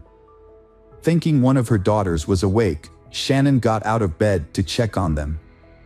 As she approached the door, the noise stopped. Assuming her daughters had gone back to sleep, Shannon was about to return to her room when she noticed that the door to their room was now completely closed. This was unusual, as she was certain she had left it slightly open. She wondered if one of them had closed the door or if she had simply forgotten to leave it open. Shannon opened the door slightly to check, but she didn't enter the room before returning to bed. Shannon went to wake up her daughters at 6:30 a.m. the next morning, but only found Faith in their bedroom. Shannon asked Faith where Kirsten was, and when Faith said she didn't know, Shannon began a thorough search of the house. However, Kirsten was nowhere to be found. Shannon then checked outside the house and contacted the parents of Kirsten's friends to see if she had come to their house. But no one had seen her. Shannon's search efforts led her to call her father, who lived nearby, to see if Kirsten had gone to his house or not. Unfortunately, he hadn't seen her either. At this point, Shannon realized Kirsten was missing, and her father advised her to call the police. When the police arrived, they initially thought Kirsten might be hiding in the house or had simply wandered off for a walk, given the town's low crime rate. However, upon inspecting Kirsten's room, they found the window slightly open with a few drops of blood on the frame. This raised their suspicions that something more serious had occurred. Further investigation led them to discover a piece of children's underwear stained with blood on the ground outside the window. After confirming with Shannon that the underwear belonged to Kirsten, the police realized they were likely dealing with a kidnapping. More officers were called to the scene to assist with the investigation, which marked the beginning of a more extensive search for Kirsten. The police investigation into Kirsten's disappearance began with a search of the area around the house. During this search, the police spoke with Kirsten's mother, who reported hearing a noise at 3 a.m. and now realized that it may have been the sound of her daughter being taken. Despite the search, nothing suspicious was found, and the police began canvassing the neighborhood, speaking with all the residents. Unfortunately, none of the neighbors reported seeing or hearing anything unusual on the night of the abduction. However, one neighbor did mention being woken up by a barking dog around 3 a.m., which coincided with the time of the abduction. With no solid leads, investigators turned to a child psychologist to interview Faith, who was only 3 years old.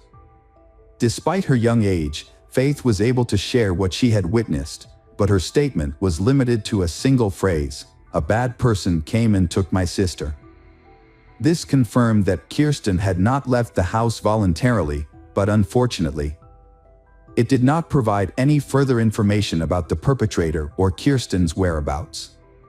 Detectives had to restart the investigation practically from scratch. Their initial suspicion leaned towards someone who knew Kirsten well, as it seemed unlikely that a stranger could abduct her from her own room without a sound. Working on this theory, police discovered that Kirsten's mother, Shannon, had a history of drug-related problems. The detectives considered the possibility that the abduction might be related to this. Perhaps the mother owed money to some people in the criminal underworld, and they decided to take her daughter as payment. The police did not rule out the mother willingly handing over her daughter. This would explain why the abduction happened almost silently. The investigation into Kirsten's disappearance continued, with detectives initially speaking to Shannon, her mother. Shannon denied any involvement, claiming to have been clean from substance abuse for some time and insisting she would never harm her daughter. Although detectives were not convinced of Shannon's innocence, they could not find any evidence to prove her involvement. The police then turned to the public for help, using the media to ask for any information that might be relevant to the case. In response, they received hundreds of calls, but most of the calls were fruitless. However, one clue provided a promising lead. A woman reported her boyfriend's suspicious behavior, including aggressive outbursts and a disturbing threat he made during an argument. The police investigated the man and discovered that he knew Shannon's brother, which meant Kirsten might have known him too. Additionally, the man had a history of drug use and assault, and he had previously been familiar with the Hatfield family home. Despite this, the investigation ultimately found that the man had a solid alibi for the time Kirsten went missing. Multiple witnesses confirmed that he was at a bar until around 4 a.m. on the night of the disappearance, making it impossible for him to have abducted Kirsten. Detectives pursued multiple leads, but each one led to a dead end. As time passed, the hope of finding Kirsten alive began to fade. Kirsten's mother, Shannon, refused to give up. She took matters into her own hands, determined to find her daughter. She gave interviews to local media outlets, distributed flyers, and even investigated potential suspects on her own. However, Shannon faced numerous obstacles. Many local businesses refused to display Kirsten's flyers, citing company policies. She also attempted to meet with the state governor, but was unsuccessful. Shannon established a volunteer center to help find Kirsten. The center focused on distributing flyers and engaging with the media. However, Shannon encountered new challenges. Some volunteers stole money, lied about their work, and used the media to gain attention for themselves. Despite these setbacks, Shannon persevered in her search for the truth. After years of effort, Shannon realized that her approach was not yielding results. She enrolled in college, earned a degree in criminology, and became a parole officer. Shannon's goal was not only to find her daughter's kidnapper but also to protect others from potentially dangerous criminals who might be released from prison. Shannon suspected Kirsten's kidnapper had a history of violent crimes. To pursue this lead, she researched people with violent pasts in her area but found no connection to Kirsten's disappearance. Despite her efforts, she eventually had to accept that Kirsten might have passed away and might not return. Still, Shannon continued to search for answers.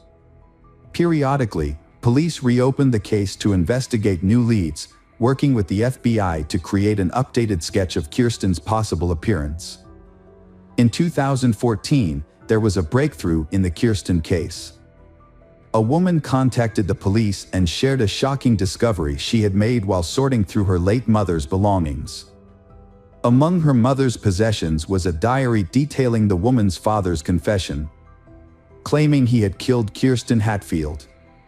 The diary was extremely detailed, and detectives were convinced of its accuracy. According to the diary, the man had kidnapped Kirsten from her bedroom, took her to a house he owned in a nearby town, and murdered her after horribly torturing her. The description of the crime process spanned many pages, leaving even veteran investigators confused. The diary also revealed that the crime had been recorded on a videotape. Investigators immediately questioned the woman's father. However, his reaction was surprising. While he denied any involvement in the Kirsten case, he asserted that he had known who was responsible for Kirsten's death, saying the murder had occurred at his ex-girlfriend's house. The police were confused and asked for the house address. They quickly received a warrant and sent a team to thoroughly search this house. The forensic investigation began with a crucial step: the use of luminol, a substance that glows when exposed to very small amounts of blood. When the forensic team applied luminol to the scene, they were surprised by the results. An expert later described the house as lit up like a Christmas tree due to the numerous bloodstains. The bloodstains matched the details of the murder described in the diary, leading the team to believe they had finally found concrete evidence. To investigate further, police removed the floorboards, cut out sections of wallpaper, and sent these items to a laboratory for analysis. They also organized an excavation team in the hope of finding the victim's body. In addition, the police also discovered a box containing hundreds of videotapes in the house, so they had to review the diary. They suspected that one of the tapes might have contained footage of the victim being abused. Detectives meticulously reviewed each tape, but after hours of analysis, none of the tapes were related to the murder. Excavations also proved fruitless, with no remains or evidence found in the soil. However, just when the investigation seemed to have been gaining momentum, the police encountered an unexpected and shocking episode. Experts who analyzed the bloodstains in the house concluded that the bloodstains had actually belonged to an animal, not a human. This revelation left the police stunned and wondering what had just happened. Had someone deliberately deceived them with a cruel joke? Or was the person writing the diary struggling with mental health issues and convinced by a false narrative that had developed in their mind? The truth was still unknown. Detectives had run out of leads in Kirsten's case, and the case was once again stalled. In an effort to revive the investigation, the case was reassigned to a new detective named Daryl Miller in the summer of 2015. Miller decided to start from scratch and review all existing documents and records. During his scrutiny, Miller discovered something surprising. His predecessors had overlooked some key evidence, including blood found on Kirsten's windowsill and on her underwear. The evidence had been stored in a warehouse, but shockingly had never been sent to a laboratory for analysis. Miller suspected that the reason for this might have been because police initially thought the blood belonged to Kirsten, which would not have yielded any useful results.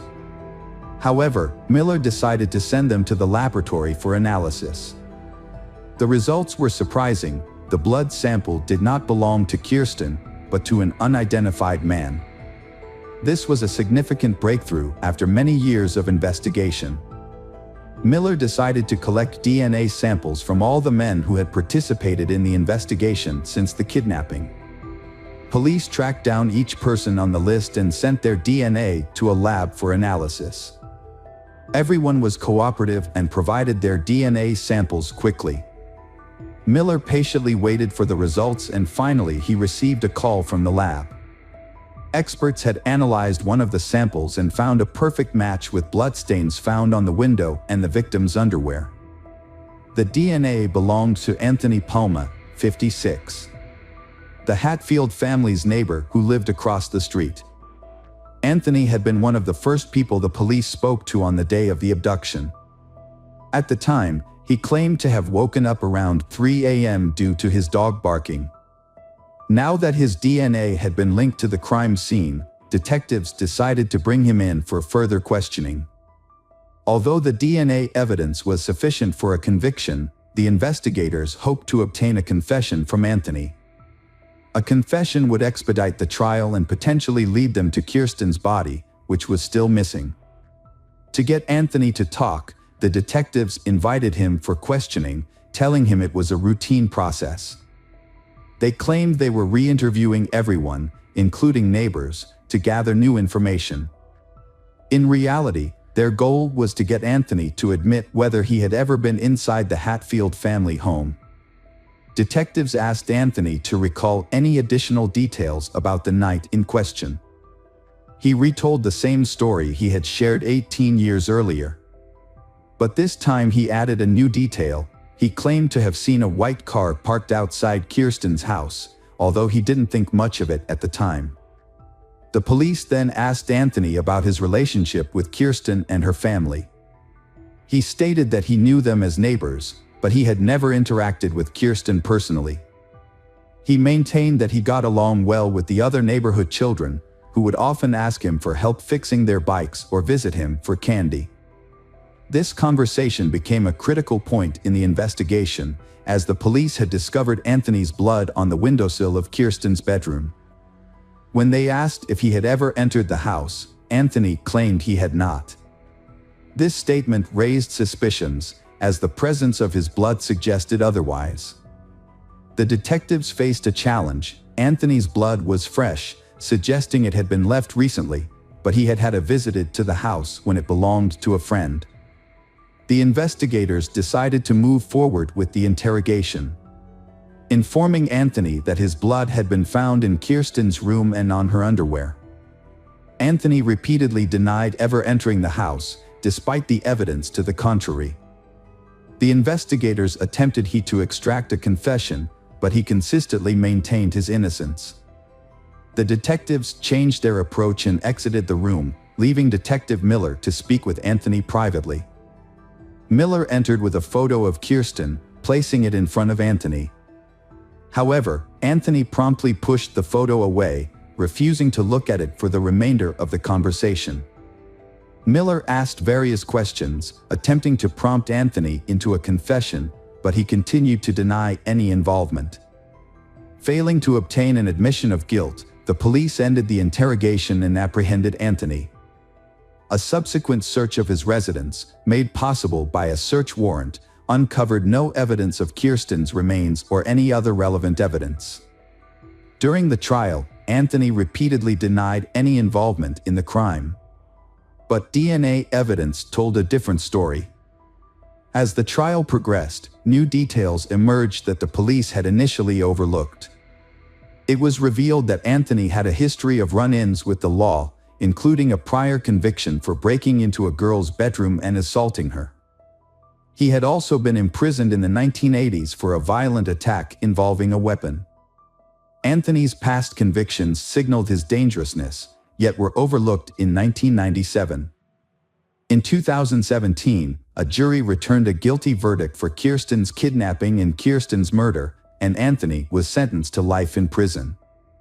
Despite the guilty verdict, Anthony never disclosed the location of Kirsten's body. Kirsten's mother refused to give up hope, however. She consistently reached out to Anthony, calling and visiting him in prison, in an effort to find out where Kirsten's body was.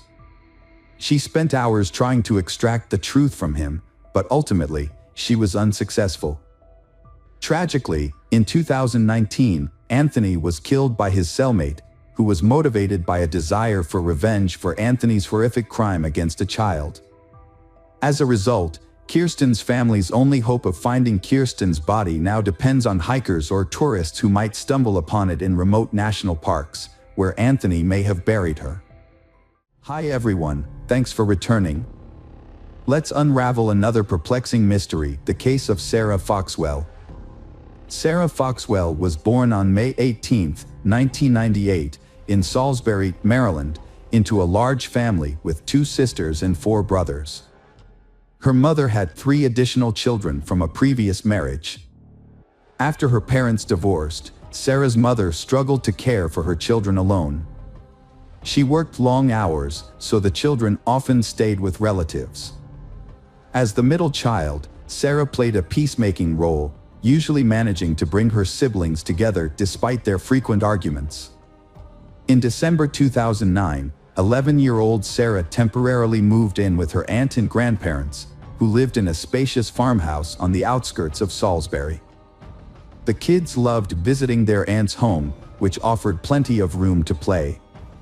On December 22, 2009, the whole family was filled with joy and excitement, eagerly awaiting the upcoming Christmas day.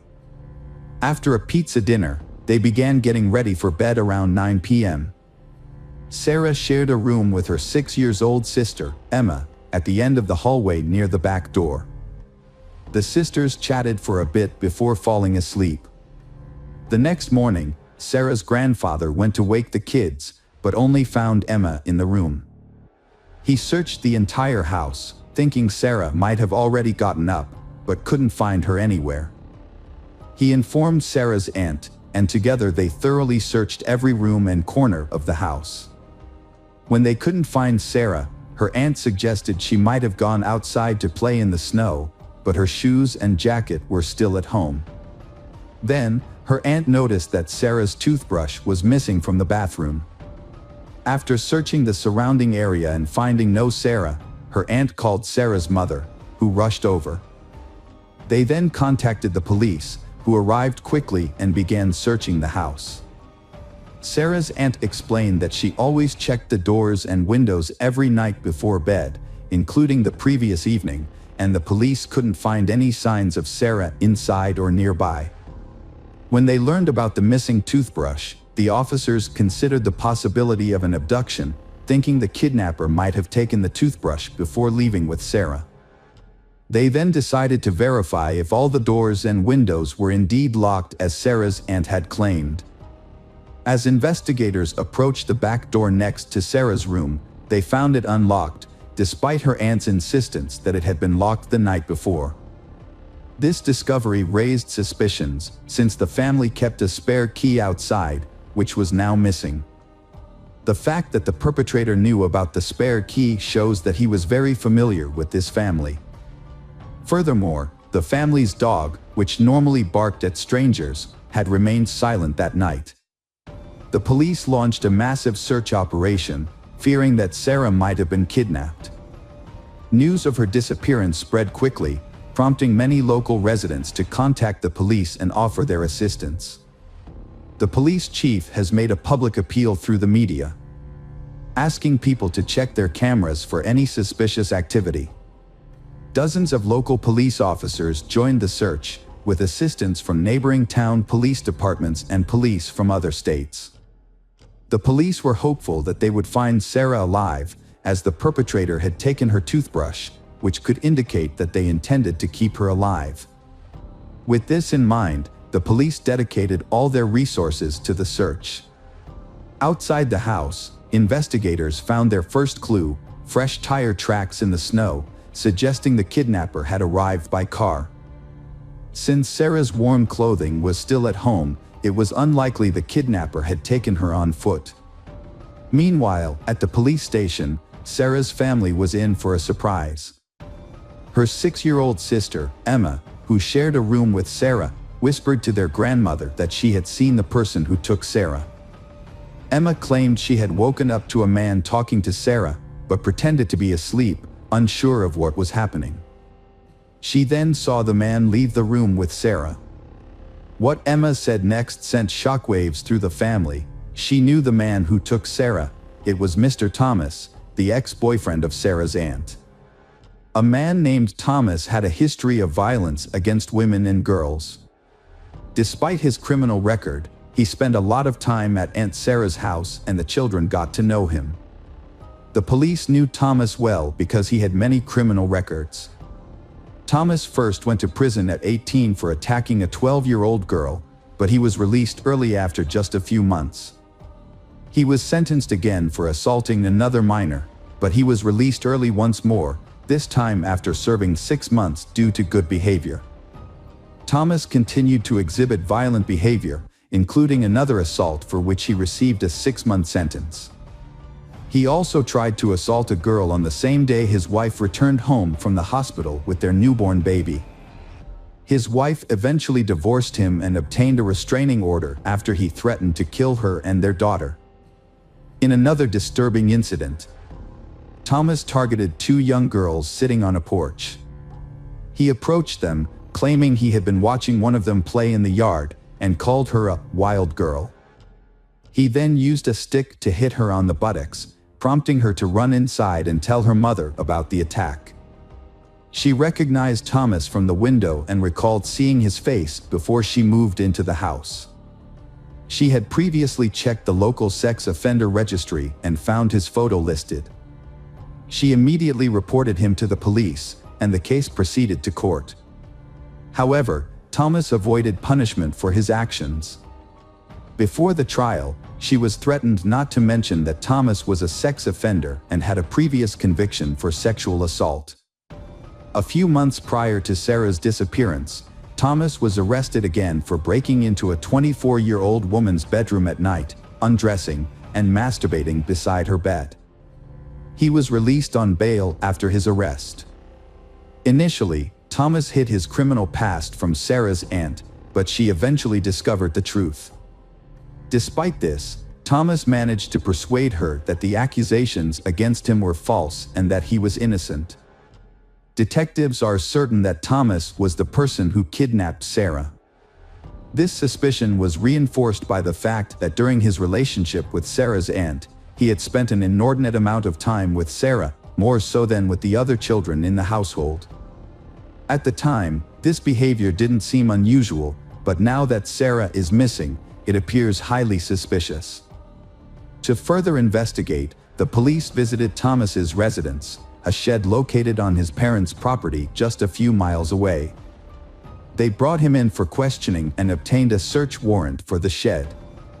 Upon searching, they found it to be in disarray with poor living conditions, but no evidence linking Thomas to Sarah's disappearance was discovered. However, the police did find a large collection of adult magazines and DVDs, which filled the shed. During the interrogation, Thomas denied any involvement in Sarah's disappearance.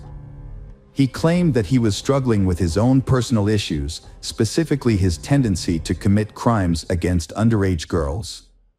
According to Thomas, he had made a conscious effort to avoid being alone with the children while dating Sarah's aunt, in order to avoid any false accusations.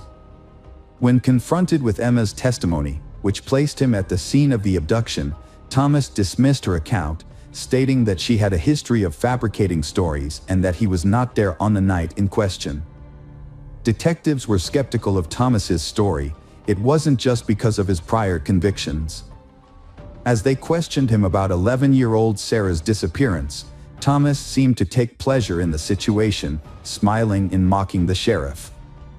Although it is certain that he planned the crime without any mistakes, the police still work hard to solve the case and find out the truth about what really happened. Thomas claimed to have a solid alibi, stating he was at a bar with a friend until late at night.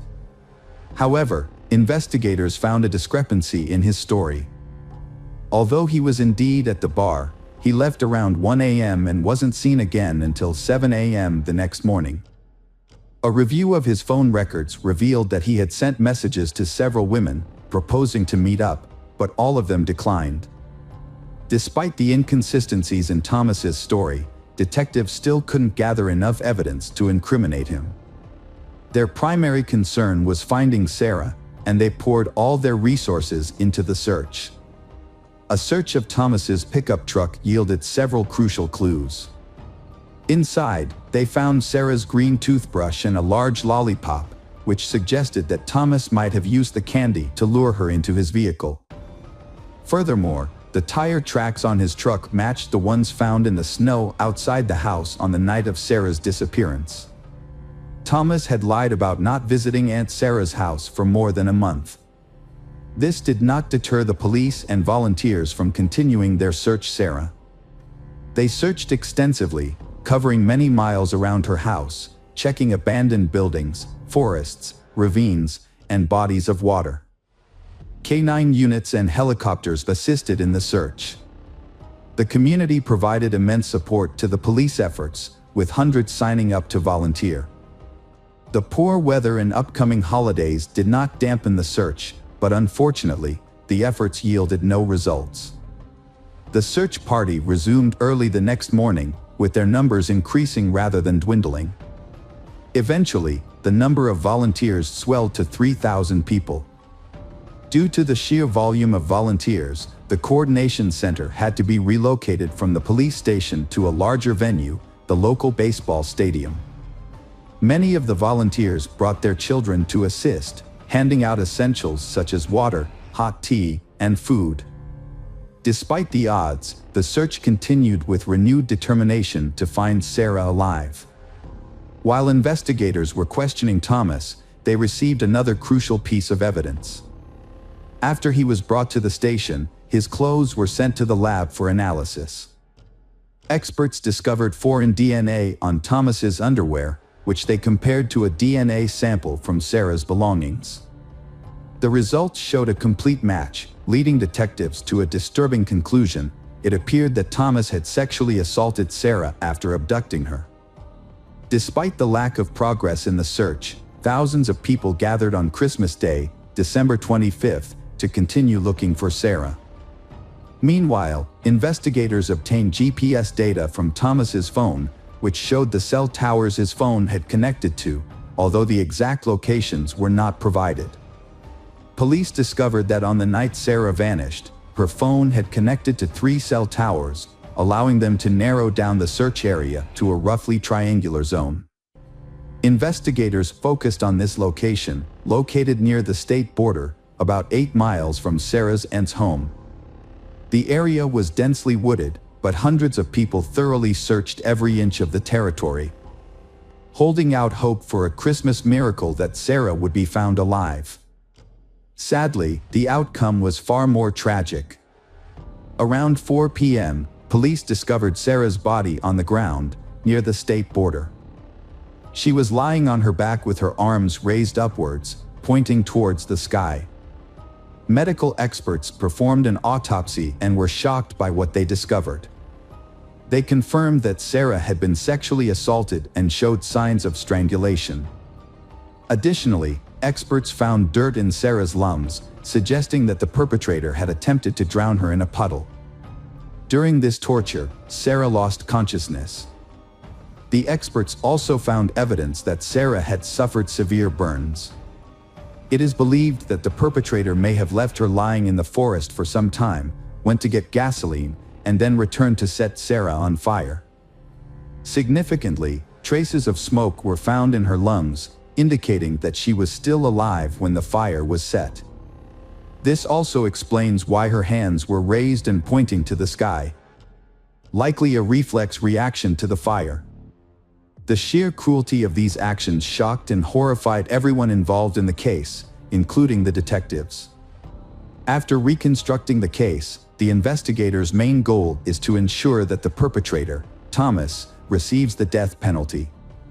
Thomas continued to deny any involvement in Sarah's disappearance, but the evidence against him was substantial. After discovering Sarah's body, forensic experts found several strands of hair and pieces of fabric from Sarah's pajamas on the front seat of Thomas's pickup truck, further linking him to her kidnapping. Based on all the evidence, it is very unlikely that Thomas will escape punishment. The trial was delayed for over a year, but it never took place. In early 2011, the prosecution offered Thomas a plea deal. Under the terms of the agreement, Thomas would plead guilty and receive a life sentence, rather than facing the death penalty. While this deal may seem lenient considering Thomas's crimes, there were valid reasons for accepting it. A key consideration was that Sarah's younger sister would have to testify multiple times in court, facing the man who had murdered her sister. Sarah's kidnapping and murder were devastating for her family, and there was a risk that the trial's outcome might not bring them the justice they sought. Due to uncertainty about securing the death penalty, the prosecution presented a plea deal. This deal meant that Thomas would not receive the death penalty, and in return, he would plead guilty to the crime. The terms of the deal also ensured that Thomas would not be eligible for early release from prison. Another issue was that the state governor at the time opposed the death penalty. Ultimately, Thomas agreed to the deal and confessed to the detectives, revealing details they already knew. He admitted to tricking Sarah into leaving her house with him, then taking her away, sexually assaulting her, and killing her. As a result, Thomas received 2 life sentences without the possibility of parole and was transferred to a maximum security prison. During his initial days in prison, Thomas was assaulted by a fellow inmate with a homemade weapon during lunch, resulting in several severe lacerations. Despite the attack, Thomas survived and was later given increased protection by prison staff. The public was outraged by Sarah's case, which exposed repeated failures in Thomas's custody, allowing him to be released but continue to commit crimes. Hello, crime enthusiasts. Are you ready for another chilling investigation? The case of Gerardo couple. Jennair Gerardo was born December 19, 1970, in the city of Fort Wayne, Allen County, Indiana, USA. She spent her childhood and teenage years in the area. Jennair graduated from Bishop Luers High School, where she achieved excellent results in advanced courses. She then attended Purdue University at Indianapolis, studying communication and actively participating in the theater arts program. Later, she continued her communication studies at Butler University. Jennair earned a Bachelor of Arts degree in Communication and Theater Arts. Throughout her career, she worked in marketing for various Indiana companies, including roles in Carmel and Indianapolis. Notably, she served as marketing manager at Cercier Instrumentation for several years. In the summer of 1986, Jennair met Mark Gerardo in Fort Wayne, Indiana. At the time, they were both teenagers, and Jennair was working at a local Taco Bell. Mark was immediately drawn to her, captivated by her striking blue eyes and bright smile. Mark was initially unable to express his feelings to Jennair.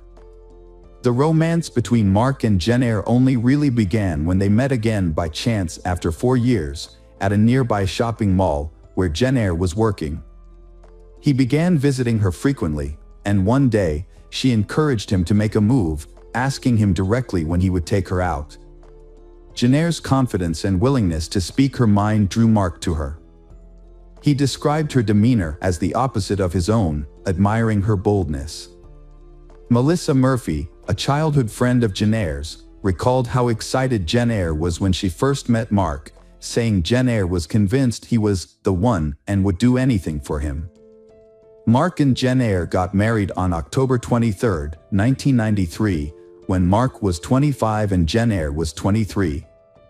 Their relationship, which began in adolescence, continued to flourish into adulthood. Mark reflected on their happiness together, saying he couldn't imagine spending his life with anyone else. However, like any couple, Mark and Jennair faced challenges in their marriage and had to navigate the low points together. Mark said the arguments between him and his wife were very tense, and Jennair always won because she wanted to be the one to make the final decision.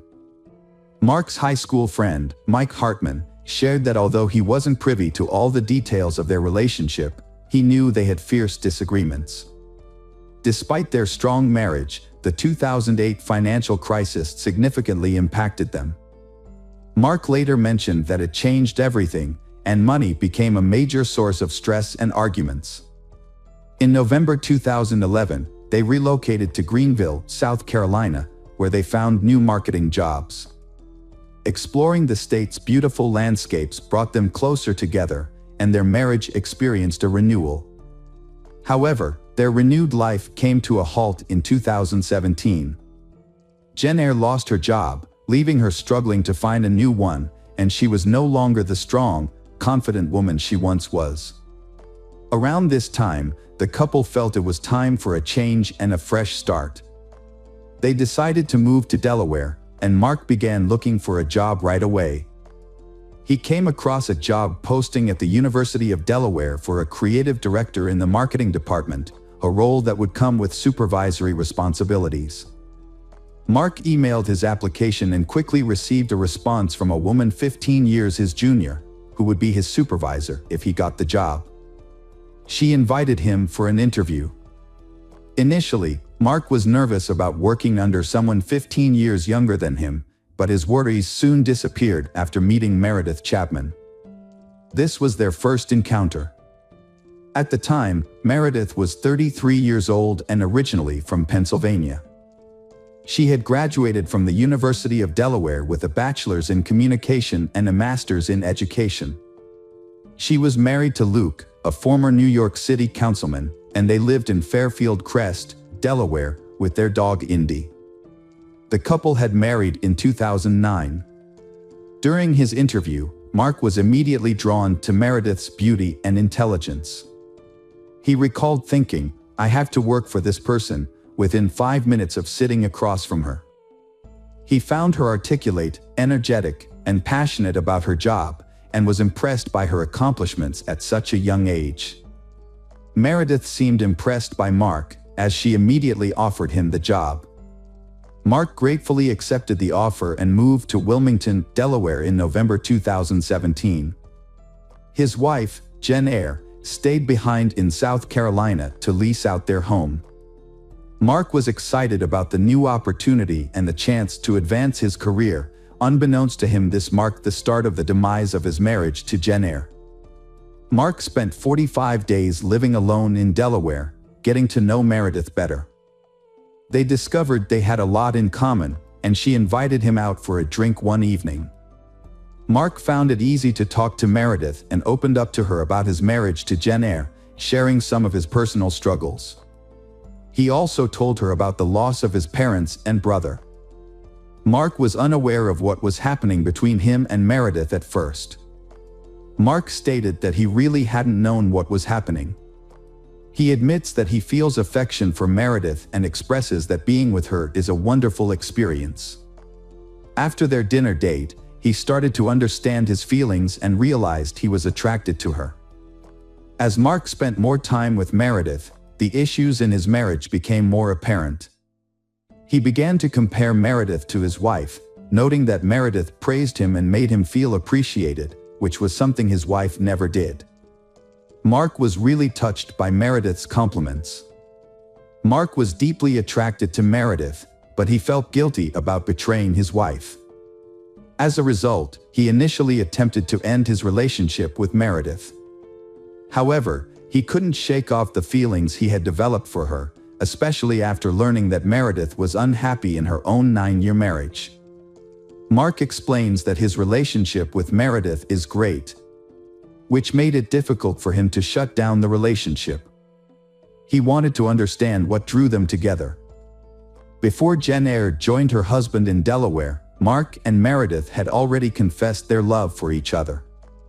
Mark felt it was natural to express his love for Meredith, as the feeling was powerful.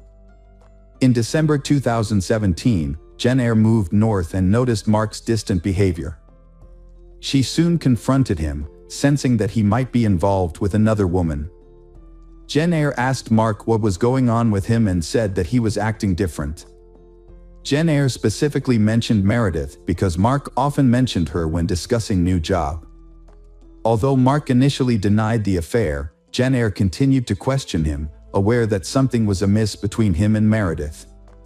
She began to closely monitor his activities. Mark is confused as to why Jen Eyre knows the private aspects of his affair with Meredith. Around Valentine's Day in 2008, Jen Eyre collected evidence that her husband was having an affair. However, this came at a cost. Mark discovered that Jen Eyre had hired a company to hack into his phone, allowing her to read his texts, view his photos, and access his call records with Meredith. Mark confessed to Jen Eyre that he had developed feelings for Meredith, unable to continue the deception. Jen Eyre, heartbroken, but determined to save their marriage, asked Mark to attend marriage counseling with her, and he agreed. However, during their second session, Mark discovered a recording device hidden in his jacket. Initially thinking it was an anti-theft device, he realized it was actively recording him. Furious, Mark confronted Jennair. She claimed she wanted to understand the extent of his relationship with Meredith and suspected they were planning something together. This has been marked the beginning of the end for Mark and Jennair's marriage. Mark eventually told Jennair that he intended to file for divorce in May 2018, once he had met the residency requirements in Delaware and could leave their shared home. During this period, Meredith Chapman's life was on an upward trajectory.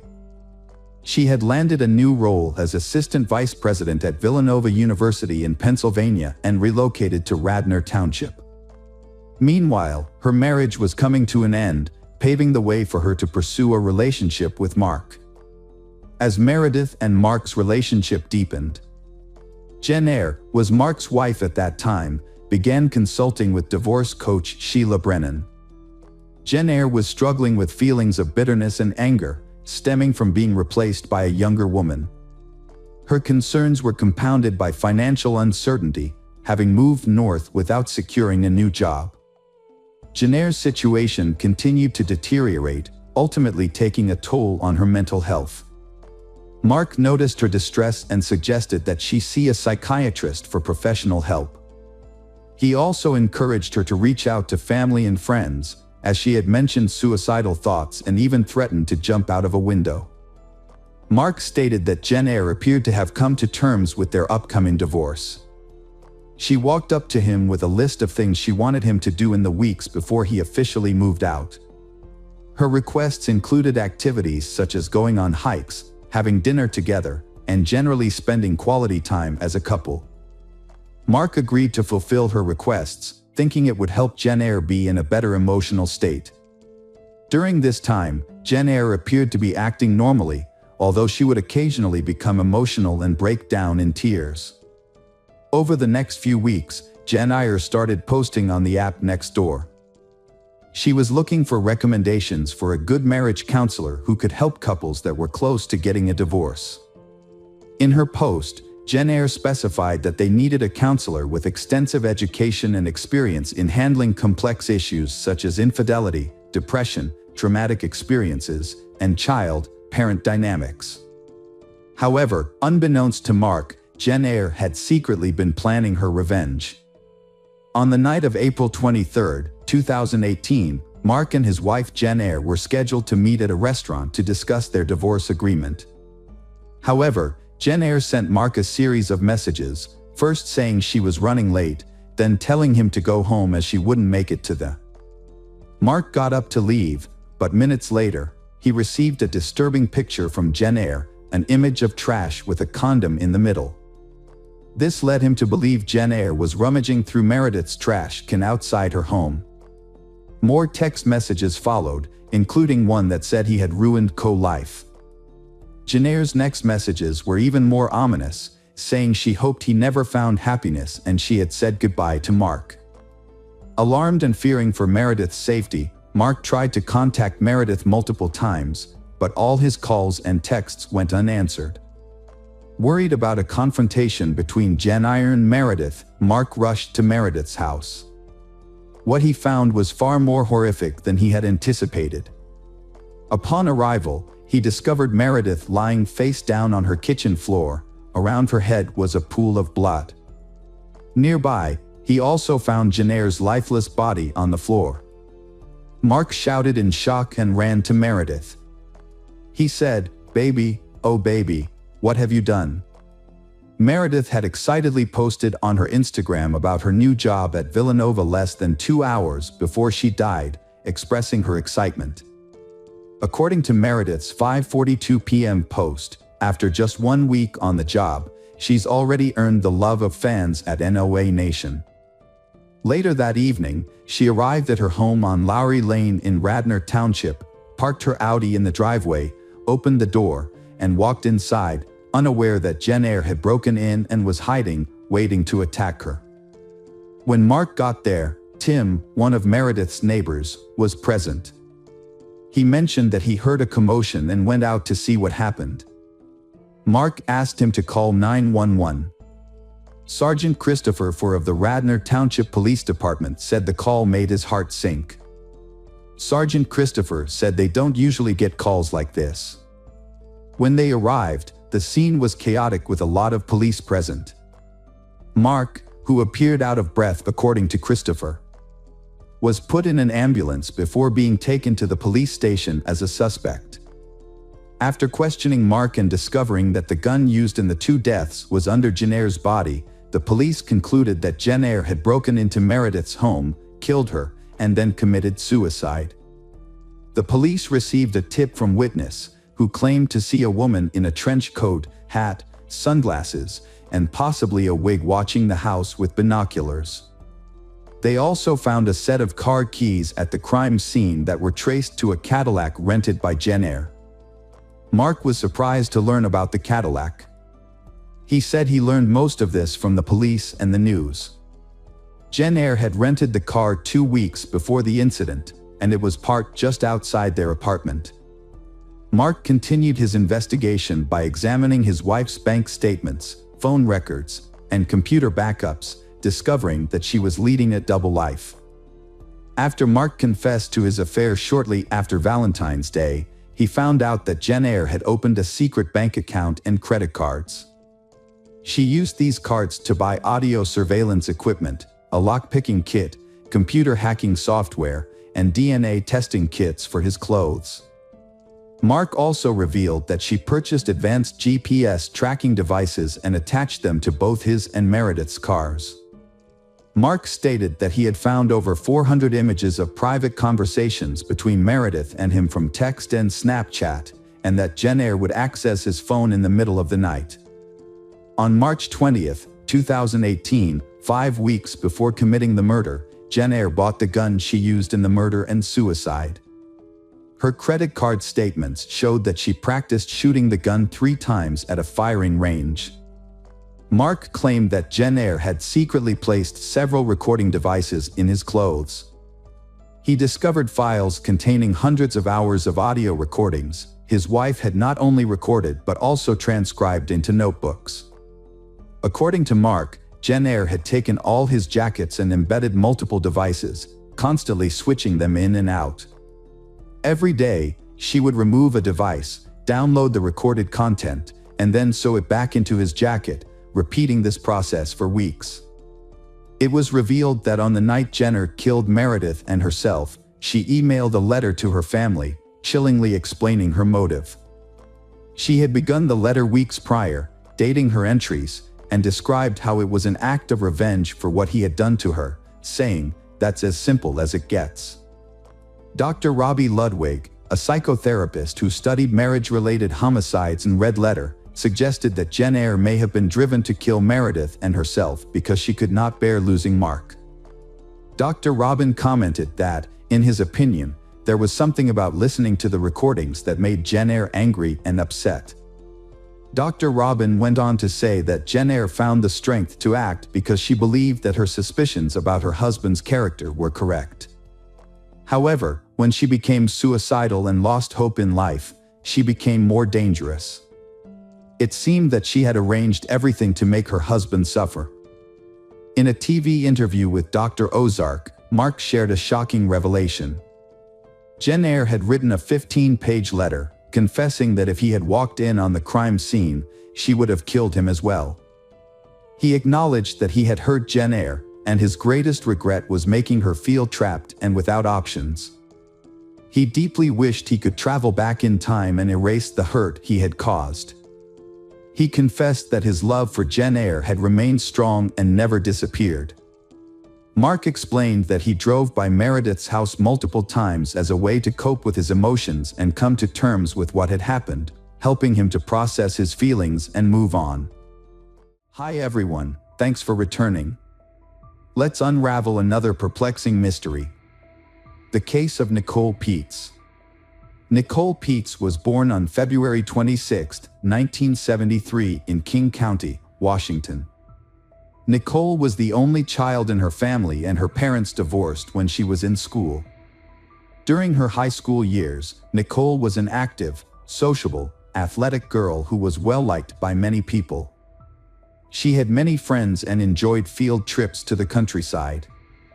After graduating from high school, Nicole studied public relations at Western Washington College. At the same time, Nicole was still actively involved in sports. Nicole took a coaching position at a local sports club. Nicole quickly gained the respect of her colleagues, and Nicole attracted many customers to her classes.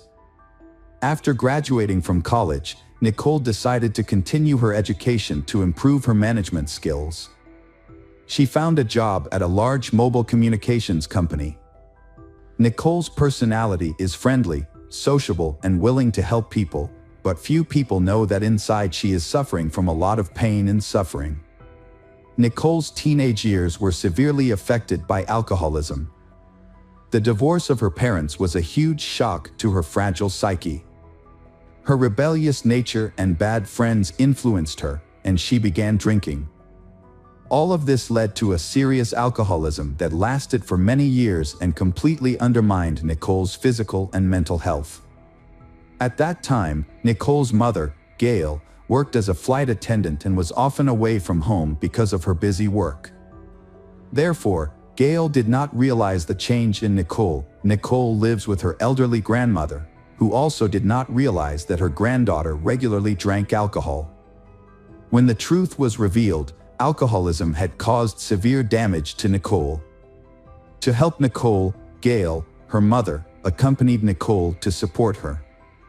Gail accompanied Nicole to therapy and alcoholism meetings, helping Nicole open up and overcome her cravings. At that time, Nicole's mother Gail had remarried, and Gail's new husband, Robert, was supportive of his stepdaughter, loving Nicole like his own daughter and believing that Nicole could overcome her alcoholism. Nicole took treatment very seriously. She did not miss a single meeting and quickly overcame her addiction. However, alcohol caused many health problems for Nicole. She had serious problems with her pancreas that required surgery. In addition, her alcoholism at a young age had seriously affected her fertility, making it impossible for Nicole to have children. In the mid-1990s, when Nicole was recovering from her addiction and living sober again, Nicole met David. At the time, Nicole had just gotten a job at a sports club, and David was a regular at the club. David was a tall, handsome young man. David was immediately attracted to Nicole, an attractive trainer, and David began to show interest in her. David, who was 4 years younger than Nicole, soon developed a relationship that lasted almost 8 years, and it was not until 2002 that the couple decided to marry. David and Nicole had a simple wedding in Hawaii, inviting only their closest friends. After their marriage, the newlyweds bought their own house and began to settle down in the town of Linwood, Washington. Nicole was a friendly and outgoing young woman who quickly made friends and built good relationships with her neighbors. Nicole loved animals and had several dogs. Because she could not have children, Nicole devoted all her love to these pets. David and Nicole were a perfect couple. They often went for walks with their dogs and always had happy smiles on their faces. Nicole loved to cook, and she was a very good cook. Nicole often treated her husband to delicious meals cooked by herself. In 2006, just a few days before her 33rd birthday, Nicole mysteriously disappeared. That day, for the first time, she did not attend an Alcoholics Anonymous meeting, where she was the leader and inspiration for the group. Nicole also did not come to work, making her colleagues even more worried. In the evening, her mother, Gail, felt very worried when she could not contact Nicole all day, which had never happened before.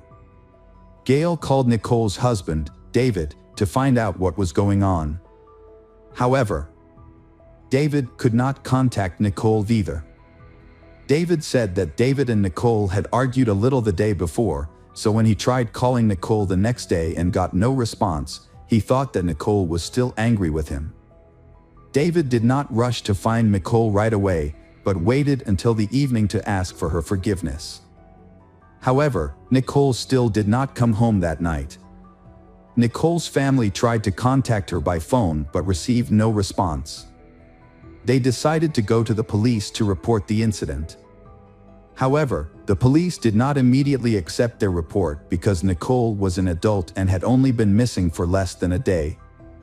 It was not until the evening of the second day after Nicole went missing that the police began searching. When Nicole did not appear and her phone was unreachable, the police decided to start searching from where she was last seen, which was her and David's house. However, after investigating, the police did not find any clues or unusual signs that Nicole had been kidnapped or that something had happened to her in that house. And Nicole's car was also missing with her, suggesting that she may have left on her own and did not want to return. Her mother Gail and stepfather Robert did not wait for the police to wait the required time and began the search themselves. They appealed to all concerned through social media to help in the search and share any relevant information about Nicole's location. Nicole's father and mother also took the first flight to Linwood, where they began searching for Nicole themselves, handing out flyers with her photo and asking people who knew her. The police searched for Nicole and her car. They tried to determine the route the car had taken on the day Nicole went missing. But there were no clues. The next morning a man was jogging when he took a shortcut through an area that was very sparsely populated. As he passed through that area, he noticed something strange in the bushes. As he got closer, he realized it was the severely mutilated body of a naked woman. He immediately called the police and reported the incident. The police quickly arrived at the scene. At the scene was the body of a young woman without any clothes on. Based on the number of bruises and scratches, the victim had been brutally beaten. The cause of death was asphyxiation due to strangulation with bare hands. The police suspected that the body was Nicole Peets, who had been missing for several days. When Nicole's mother, Gail, went to the morgue to identify the body, Gail fainted when she saw the body, and her husband, Robert, was also very sad. As for Nicole's husband, David, he did not show any signs of grief. This made everyone around David feel a little suspicious of his reaction. The police continued to search for Nicole's car, hoping to find traces of the killer in the car. Information about the missing car was widely publicized in the media, along with a call for people to contact the police if they saw the car. Some time later, a gray Volkswagen Polo was found in a parking lot on the outskirts of town. The security guard there discovered the car when he realized that it had been left there for a long time. At the time, he did not know that the car was involved in this serious murder. The police took the car for inspection and examined it to look for evidence and clues to help track down the criminal. However, after the inspection, they found no traces, except for the fingerprints and DNA traces of Nicole and her husband David. Without finding any concrete evidence, the police returned the car to David. The truth is that Nicole was brutally murdered, but the motive for the crime remains unclear. In addition, the carjacking theory is unlikely, as the car was abandoned shortly after on the other side of town. Nicole Peets' case remains unsolved after nearly a year of investigation. There have been no new leads in the search for the perpetrator. No one saw the suspect leave his car in the parking lot because it was not crowded and there were no surveillance cameras in the area. What is suspicious is that Nicole's case has been kept secret. Information about the investigation and new evidence has not been disclosed to the family. Nicole's relatives have not been fully updated, only receiving small details. Nicole's bank card was used at a gas station after she went missing. Although the police have collected images from the cameras, they have not yet disclosed the results of the investigation. When Nicole's case did not progress and the perpetrator was still at large, Nicole's parents decided to conduct an investigation themselves. They hired a private investigator to gather information, verify some suspicions, and offer a reward for anyone who could provide useful information. The reward was initially $10,000 and later increased to $35,000, but no new leads were found. David initially showed great interest in investigating Nicole's disappearance for the first 6 months. However, after that time, he began to distance himself and had little contact with his in-laws, and David eventually remarried and had children of his own. The news of David's remarriage and children of his own came as a huge shock to Nicole's mother, Gail, because Nicole was unable to have children and was often blamed by David.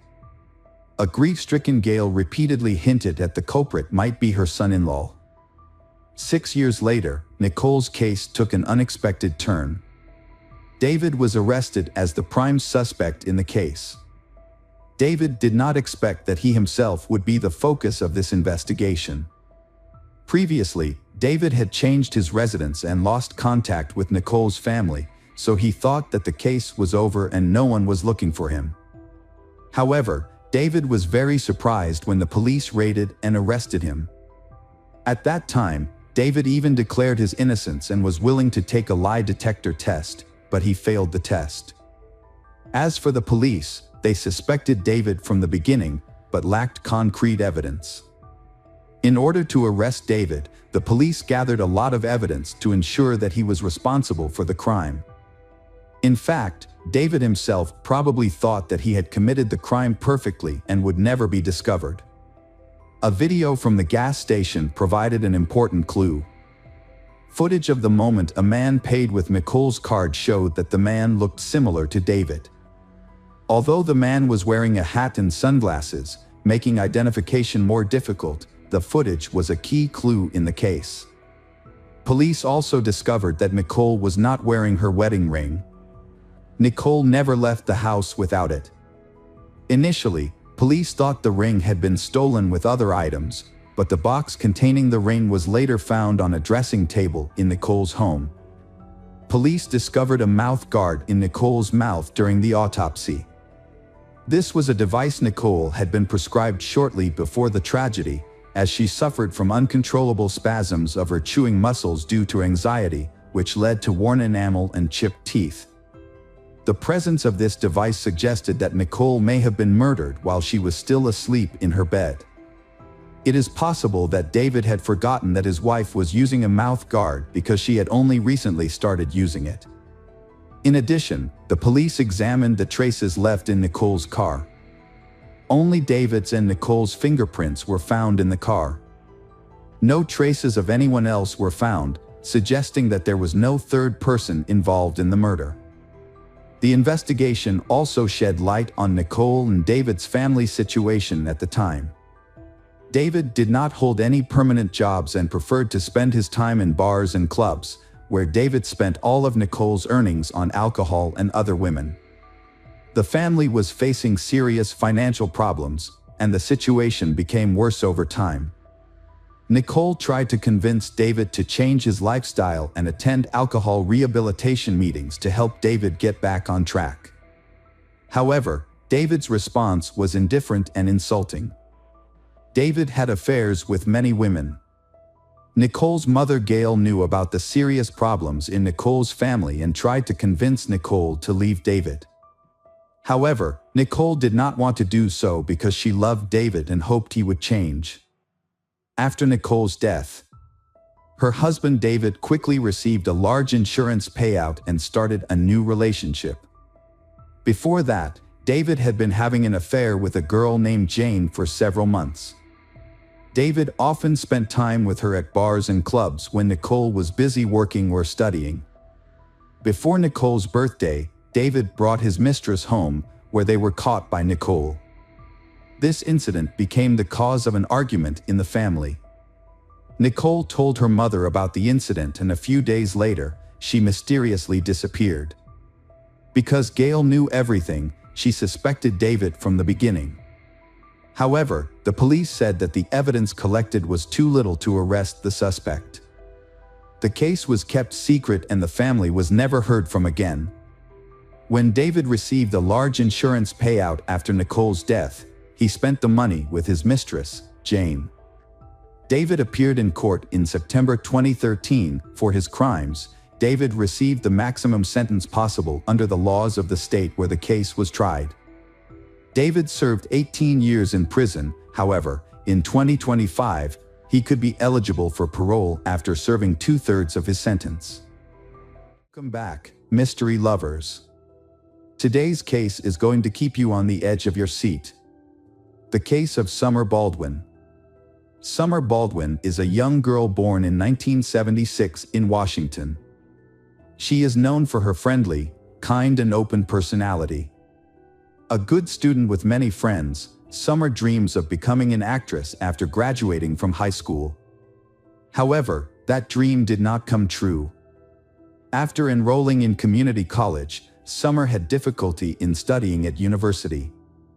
At the invitation of her friends, she decided to move to Lubbock, Texas, to change her life and seek new opportunities.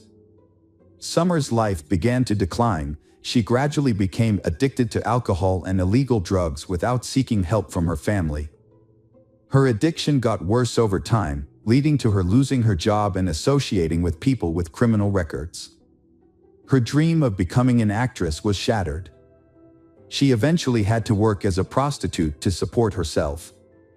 Meanwhile, Summer's parents, unaware of their daughter's problems and believing she was living a successful life, were devastated when they received news of her tragic death in September 2005. There is little information about Summer's friends or where she frequented. However, there is one important piece of information to note. Just a few months before her death, Summer was a key witness in a major federal counterfeiting case. This suggests that her murder may have been gang-related and possibly premeditated.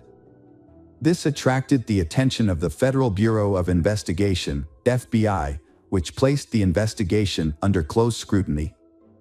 The police began their investigation and summoned the first suspects. The police first summoned Rebecca, Summer Baldwin's best friend, for questioning. Rebecca shed some light on Summer's work and revealed some information about Summer's boyfriends. One of them was aggressive when he tried to hold her hand, and kept following her even after they broke up, so that man became the main suspect in the case. However, the police arrested this man and brought him to the police station. But he completely denied his involvement in the case.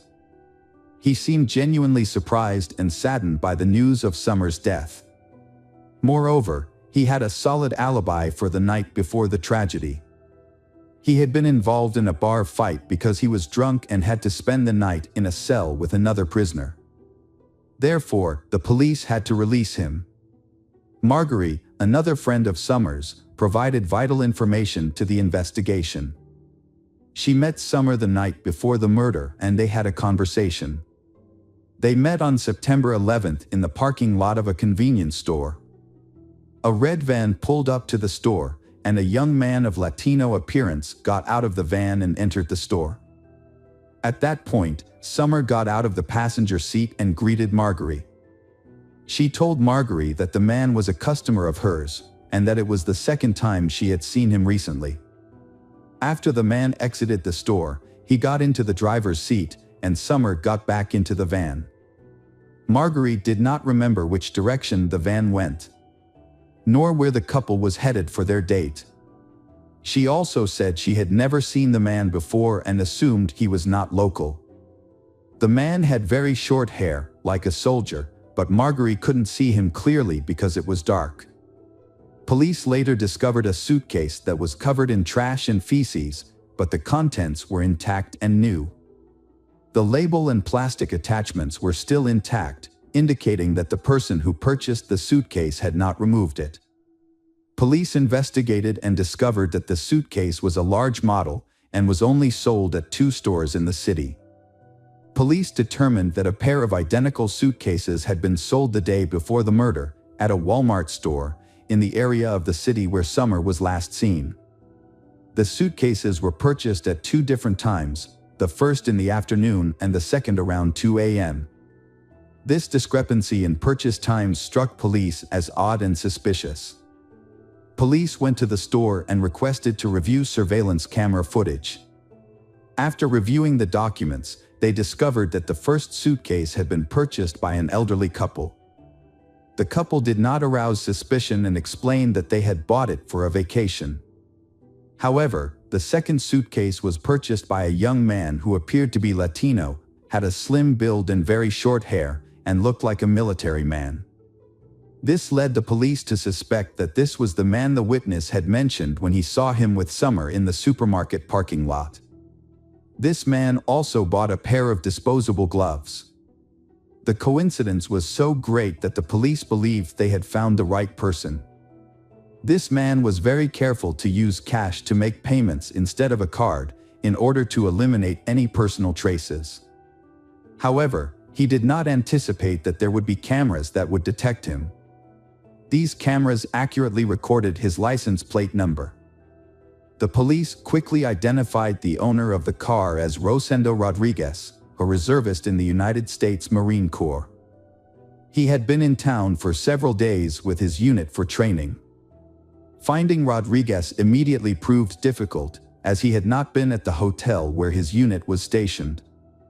However, police had his details and discovered that he had withdrawn a large sum of money from an ATM at another hotel, which may have been used to pay for the suitcase and gloves.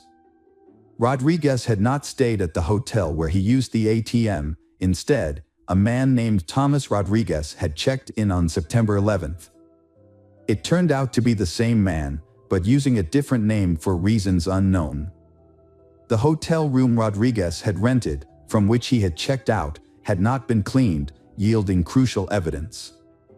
There were brown stains and splatters on the carpet, bed, and walls that looked like dried blood. A card from a new suitcase was found near the bed, and a trash bin contained used birth control pills and disposable gloves. Forensic analysis confirmed that the dried blood in the room belonged to Summer, and the DNA on the birth control pills and gloves matched both Summer and Rodriguez. There was no doubt that they had found the killer, but Rodriguez had left town by then. However, with all the information they needed, tracking him down was easy. Rosendo Rodriguez III was born on March 26, 1980, in Wichita Falls, Texas, to a poor Mexican immigrant family. Reports indicate that he experienced violence and harsh treatment as a child. His father, described as domineering and aggressive, struggled with alcoholism and was often abusive to his wife and children. Throughout his childhood, Rodriguez showed an aggressive nature, often getting into fights at school. However, as he grew older, he learned to control his anger. After graduating from high school, he attended Texas Tech University and moved away from his parents, living on his own. He held a variety of jobs before deciding to serve in the U.S. Marine Corps, including working at a pizza parlor, as a mail carrier, and as an office worker. His military colleagues described Rodriguez as quiet, disciplined, and responsible. He was considered a trustworthy friend, always willing to help others, and had a solid academic background. He was also attractive, which made him attractive to women. Rodriguez was arrested on September 15 at his home in San Antonio. When police arrived, he remained calm and appeared unaware of the seriousness of the situation. During the search, a striped shirt and shorts were found, matching the outfit he was wearing when he purchased the suitcase, which was captured on surveillance video.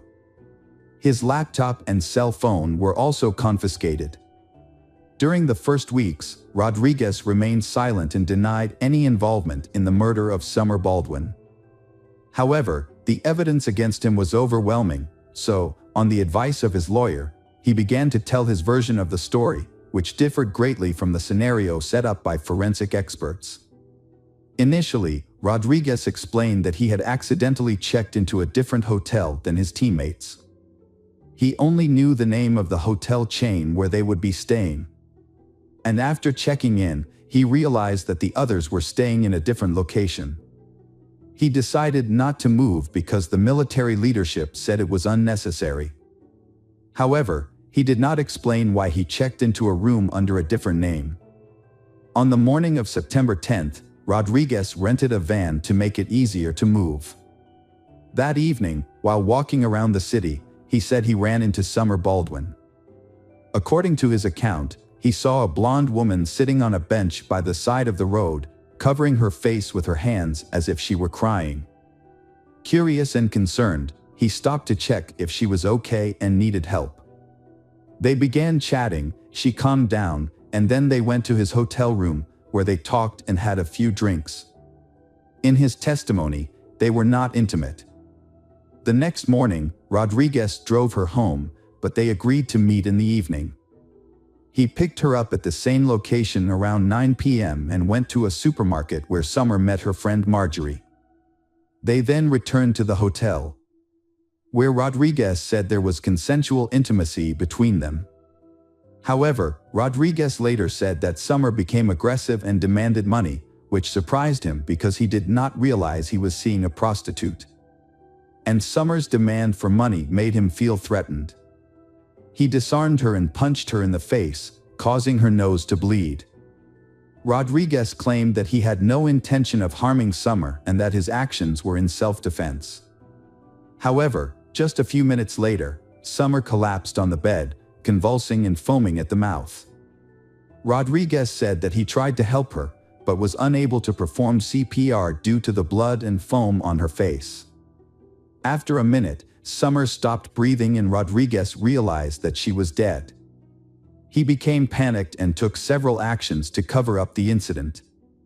Rodriguez went to a nearby store, bought a suitcase and gloves, then returned to the hotel, put Summer's body in the suitcase and threw it in the trash.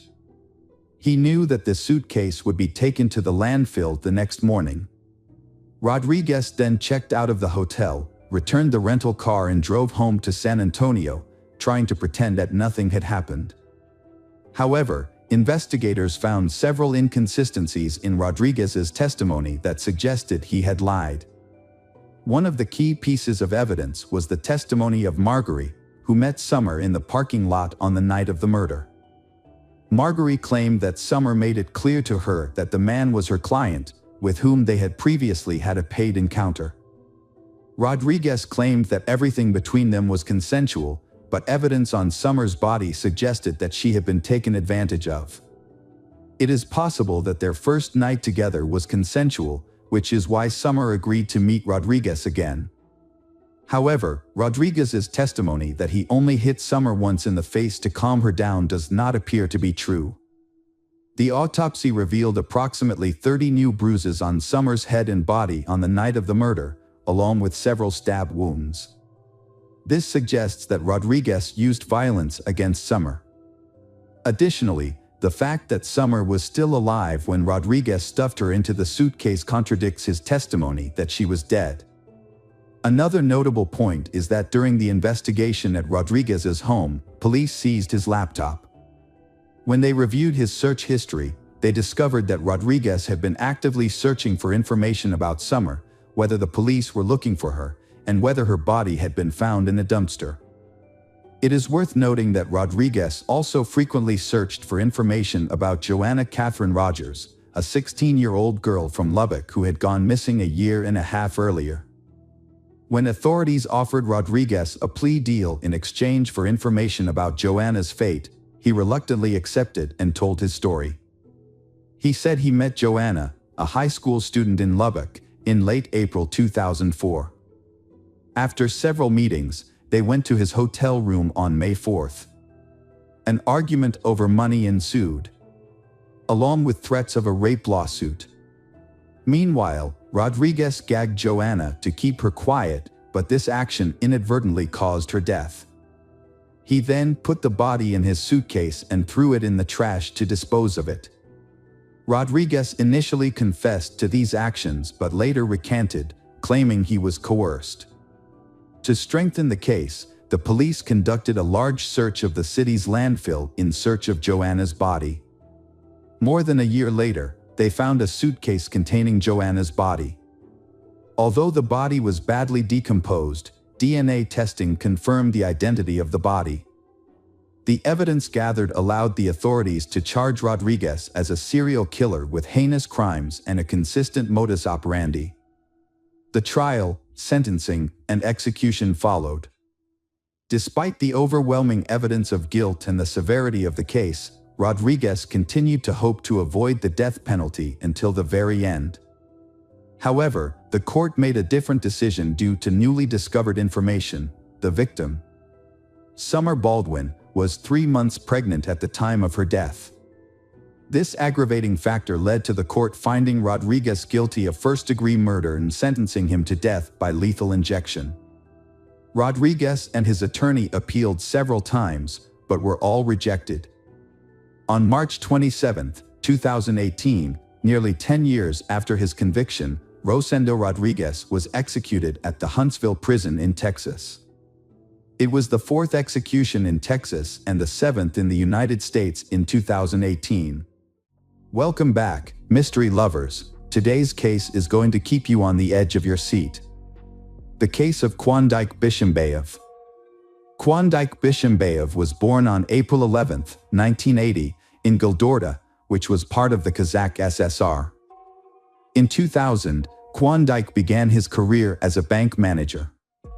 He completed a short internship at the Ministry of Economy, then spent several years in senior roles at major companies before returning to the ministry. In 2016, he became the Minister of Economy, making him one of the youngest high-ranking officials in Kazakhstan. However, just 8 months later, he was dismissed due to a major scandal and was imprisoned for accepting large bribes. He received a 10-year sentence but was released on parole after 1 year. He later apologized to Nursultan Nazarbayev, the then president, who granted him a pardon. Klondike's personal life includes 2 official marriages before he met the future victim. His first marriage was to Agarim Rova in 1999, while he was still a student. They had a son, Alisander Valakin, in 2000, but their marriage ended in 2004. In 2006, while working as an advisor to the Minister of Economy and Budget Planning in Kazakhstan, he married Nazim Karmanbabagaleva. They were married for 14 years and had 3 children together. However, in 2020, Nazim initiated their divorce. Sultanat Nuknova was born on May 15, 1992, in Pavlodar, a city in northern Kazakhstan.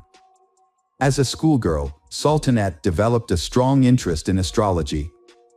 She thoroughly studied related literature and created horoscopes and natal charts for her friends and classmates. To her surprise, many of her predictions turned out to be quite accurate. Eventually, she decided to turn her hobby into a profession, and success followed quickly. Sultanat promoted her astrological services on social media, offering personal and online consultations. She provided both short-term and long-term forecasts, assisted people in achieving their goals, choosing careers, and finding spiritual growth.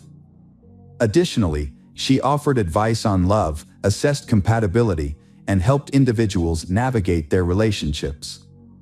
Sultanat only worked with women and girls. She quickly became financially independent by earning good money from her passion, something she knew well and enjoyed. Her social media following grew significantly, and many people sought her services, leading to consultations being booked months ahead. She was finally living the life she had always dreamed of.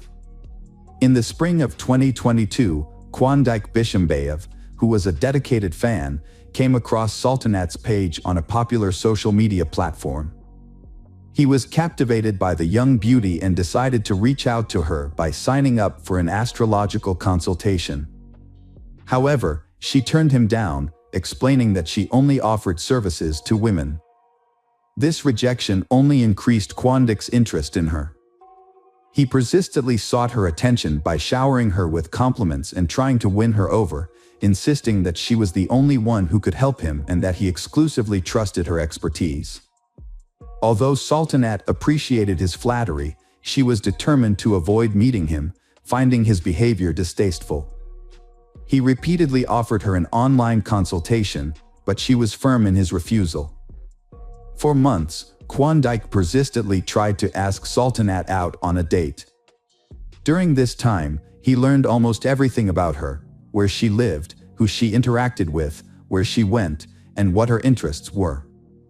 Despite this, Sultanat continued to reject his advances but told her friends that she had an ardent admirer. Eventually, Sultanat agreed to meet him. Klondike made every effort to impress her. He was polite and courteous. However, that first meeting was only the beginning. In a candid discussion with her brother, Sultanat expressed that the man was not her type and that a relationship between them was unlikely. Initially, neither Sultanat nor her family was worried about the Klondike's behavior. She believed she could keep him at a distance, and her family and friends trusted that she could make her own choices. However, a month later, the situation began to shift. He found a way to get closer to Sultanat by reaching out to the eldest member of her family. He expressed a desire to speak with her grandmother and seek her blessing. This gesture affected Sultanat, but she still declined to pursue a relationship with him. Unexpectedly, in the fall of 2022, Sultanat visited her parents in Pavlodar and shared that she didn't expect any significant changes in her personal life. She confessed to her brother that she was troubled by the 12-year age gap with Klondike and felt no romantic attraction towards him. Additionally, her astrological calculations indicated they weren't compatible. However, less than a month after that visit, her brother stumbled upon a post on social media where Sultanat announced that Klondike had officially proposed to her and she had happily accepted. This news shocked the entire family, as it was completely unexpected. Even her friends were taken aback, as she had recently told them that Klondike was not the right match for her and she believed nothing serious would come of it. In December 2022, just a few months after they met, they held an extravagant wedding, featuring an expensive banquet at one of the most popular venues in Astana. It's important to note that their marriage was not officially registered. They only participated in a special marriage ceremony at a mosque and did not register their union with the authorities, so they were considered civil partners. During this time, Sultanat's feelings towards her partner changed significantly. She frequently shared with her friends how intelligent, educated, well-read, and articulate he was, and how he could easily engage in conversations on any topic. She also firmly denied any wrongdoing on his part in a high-profile corruption case that led to his brief imprisonment, insisting that he had been framed and was serving time for someone else's crime. On the surface, the couple seemed happy. Klondike showered his wife with gifts, and she affectionately referred to him as her golden husband, expressing that she had no regrets about marrying him. Their friends admired them and actually celebrated her marriage. However, this happiness was short-lived. The first warning sign appeared after their wedding when the couple moved into the home of the husband's parents. The parents lived on the first floor, while the newlyweds stayed on the second floor. Almira, the mother, tried to shower Sultanat with love and support, often giving her gifts and helping her from household chores. However, she was unable to protect Sultanat from her husband's behavior. Sultanat occasionally visited her parents with her husband, but she chose not to invite them to her home because it upset Klondike and led to arguments. Initially, her family was unaware of this, but less than a month after her wedding, her brother, Ibek, visited her on New Year's Eve and witnessed an uncomfortable situation. A large festive table was set up, but the celebration was meant to be a small family gathering. When her brother and his wife arrived with gifts for everyone, Sultanat felt embarrassed because she had no gift to offer in return. To resolve the awkwardness, she decided to give the woman a bottle of expensive perfume that her husband had bought for her the day before, which she hadn't opened yet. However, her actions not only upset her husband, they made him extremely angry. He yelled that she had no right to give away what he had given her and started insulting her. The guests, sensing the escalating tension, quickly decided to leave the house. The parents, attempting to defend their daughter-in-law, were abruptly silenced. To make matters worse, in his fury, Klondike overturned the table filled with food and drinks, ruining the New Year's Eve celebration. Ibek was taken aback by what he witnessed and was unsure how to respond. The following day, during a phone call, Sultanat revealed that her husband's behavior had drastically changed since their wedding. She didn't understand why and was hopeful that the situation would improve over time. Aybek advised her to come home and end the relationship, but Sultanat firmly rejected his advice. 2 months after the incident, Sultanat unexpectedly sent her brother some selfies. In these pictures, her face was covered with severe bruises, and she asked him not to ask her any questions. Concerned, her brother attempted to reach her by phone, but she didn't answer. He then called her husband, who agreed to meet for a discussion. During their meeting, Kwandike, Sultanat's husband, told him to stay out of their affairs and refused to explain the bruises. He also couldn't tell him where she was, which left her brother feeling very uneasy. Fortunately, Sultanat was discovered in her parents' country apartment, where she had a set of keys. Despite her loved one's pleas, she decided to return to her husband, claiming that she loved him and was willing to do anything to save their marriage. For a while, her husband treated her well, showering her with gifts and promising to change for her. They even took a trip together to a popular resort in the Maldives, appearing very happy. However, later, the vacation photos revealing visible bruises on Sultanat's body and fingerprints on her wrists, suggesting she had been roughly grabbed. Aybek stated that neither he nor his parents had heard his sister mention any issues in her marriage since then, although her behavior and appearance changes were telling. She had lost a significant amount of weight and became more reserved. She started wearing outfits to cover up the bruises and cuts on her body. Additionally, she stopped taking appointments and ceased offering online consultations. On social media, she only posted photos with her husband, expressing her luck and love for him.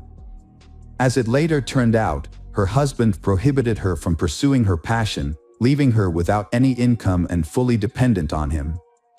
He monitored all her actions and interactions. She needed his permission to meet friends or have lunch in a cafe without him. He even checked her phone calls and messages. Sultanat was only seen in public with Kwandike, who acted like a devoted and caring husband. Most of her friends were unaware of the distress she faced at home and even envied what seemed to be a perfect family. Once, Sultanat recently shared with a close friend that her husband controlled every aspect of her life. He forbade her from working, prohibited her from communicating with her parents without his permission, and was unreasonably jealous, often accusing her of infidelity. He also physically abused her. When her friend heard this, she was shocked and urged the woman, Sultanat, to leave her husband right away. However, Sultanat reacted by yelling and insisted that she wasn't seeking advice, she simply wanted to talk about her situation. Sultanat, seeking to save their marriage, sought help from a family psychologist. However, her husband dismissed all the options suggested by his wife and insisted on using his own specialist. During their sessions, this psychologist convinced Sultanat that she was solely responsible for their problems. In a recent conversation with her brother, Sultanat expressed her concerns that her husband had hired the psychologist specifically to belittle and demoralize her once again. In the summer of 2023, Sultanat tried to leave her husband and planned to stay at her parents' house for a while. However, just a week later, Kwandike came to take her back, asking her to give their marriage another chance. He suggested they move into his house, and Sultanat thought that a new environment might help their relationship. She also believed that having a child together would improve her husband's treatment of her, but she was unable to get pregnant. At the last family dinner in October, Sultanat attempted to leave her controlling husband and quickly sought a rented apartment with her brother's help. However, just 10 days later, she not only returned to him but also underwent the marriage ceremony again at the mosque, a fact she shared with her family. On November 5th, she invited her parents, brother, and a few close friends to a restaurant owned by Kwandike's brother, Bakitsan Bazanov, to celebrate their reunion. During the ceremony, her husband acted very gallantly and courteously, showing his affection for her and vowing to protect her, while always keeping an affectionate eye on her. That evening, everyone was convinced of his genuine feelings and words, but tragedy was just days away. On November 9th of the same year, Sultanat's brother returned home from work and was going about his day when he received a phone call. A relative, sounding frightened, asked him if the rumors circulating on social media were true. Confused, he asked her to explain what was going on. She then sent him a link to a news article stating that the former Minister of Economy had killed his young wife. Ibek was disheartened by the news but found it hard to believe what he read. Just the day before, he had spoken to his younger sister, who had once again mentioned that she planned to leave her husband. She had asked him if she could stay over at his place, and he told her she was welcome anytime, even pointing out where the spare keys were. However, neither that evening nor the following day did she come home, and her phone had been silent since then. The man hurried to his sister's house, but found it empty. Her husband was also not picking up his phone, and the situation was becoming urgent. They quickly decided to head to the family restaurant, where Sultanat had last reached out to them, to seek answers. While Ibek was on the way, he received a call from his parents, who had seen the news and wanted to understand what was going on. However, he couldn't provide them with any information and only assured them he would find out more. Many police officers were present in the restaurant. When they learned that Sultanat's relative had arrived, they immediately offered their condolences, explaining that Sultanat had died before the medics could assist her. Ibek was in disbelief. He thought it must be a terrible mistake, but the news was unfortunately true. Witnesses indicated that by the time Ibek arrived, Kwondike had already been arrested and taken to the station as the main suspect. Kwondike firmly denied any wrongdoing, describing the incident as a tragic accident and insisting that he had been trying to help his wife. Additionally, his brother and who was the restaurant owner, Bakitsan Bazanov, were also taken into custody on suspicion of involvement. In the beginning, the suspect's lawyer claimed that his client was completely innocent and pointed out the lack of evidence against him. However, it was later revealed that the ex-minister and his brother had destroyed crucial evidence by deleting video recordings from cameras inside and outside the restaurant. Fortunately, experts were able to recover the footage, which shocked everyone who saw it.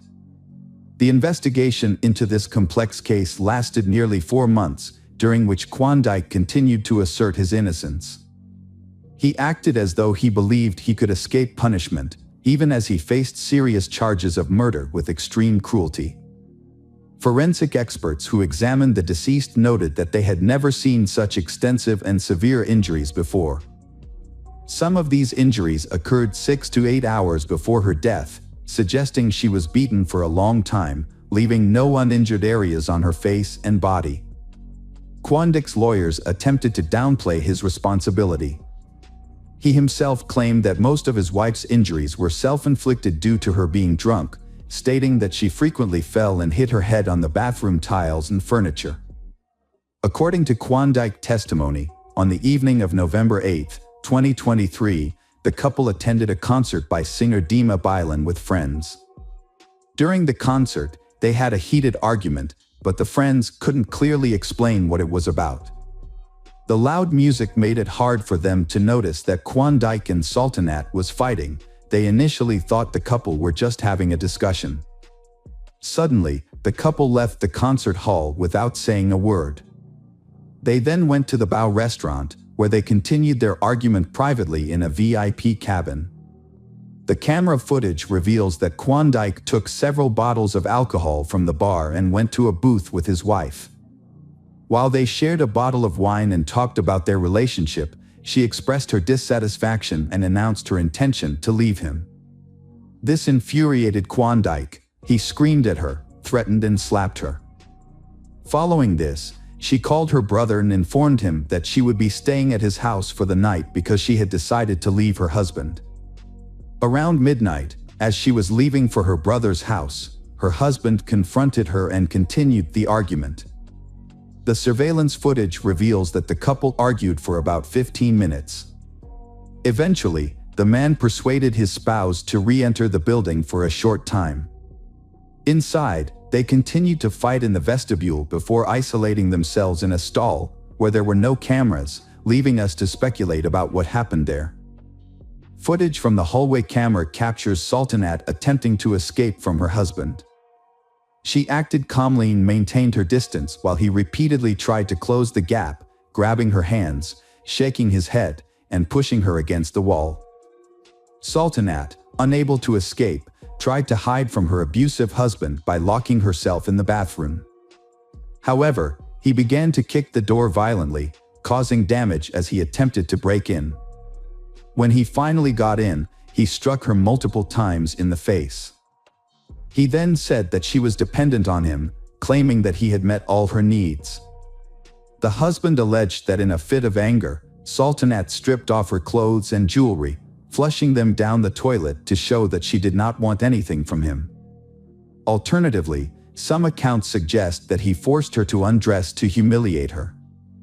After the gold jewelry fell down the drain, Klondike became enraged and struck his wife multiple times in the face.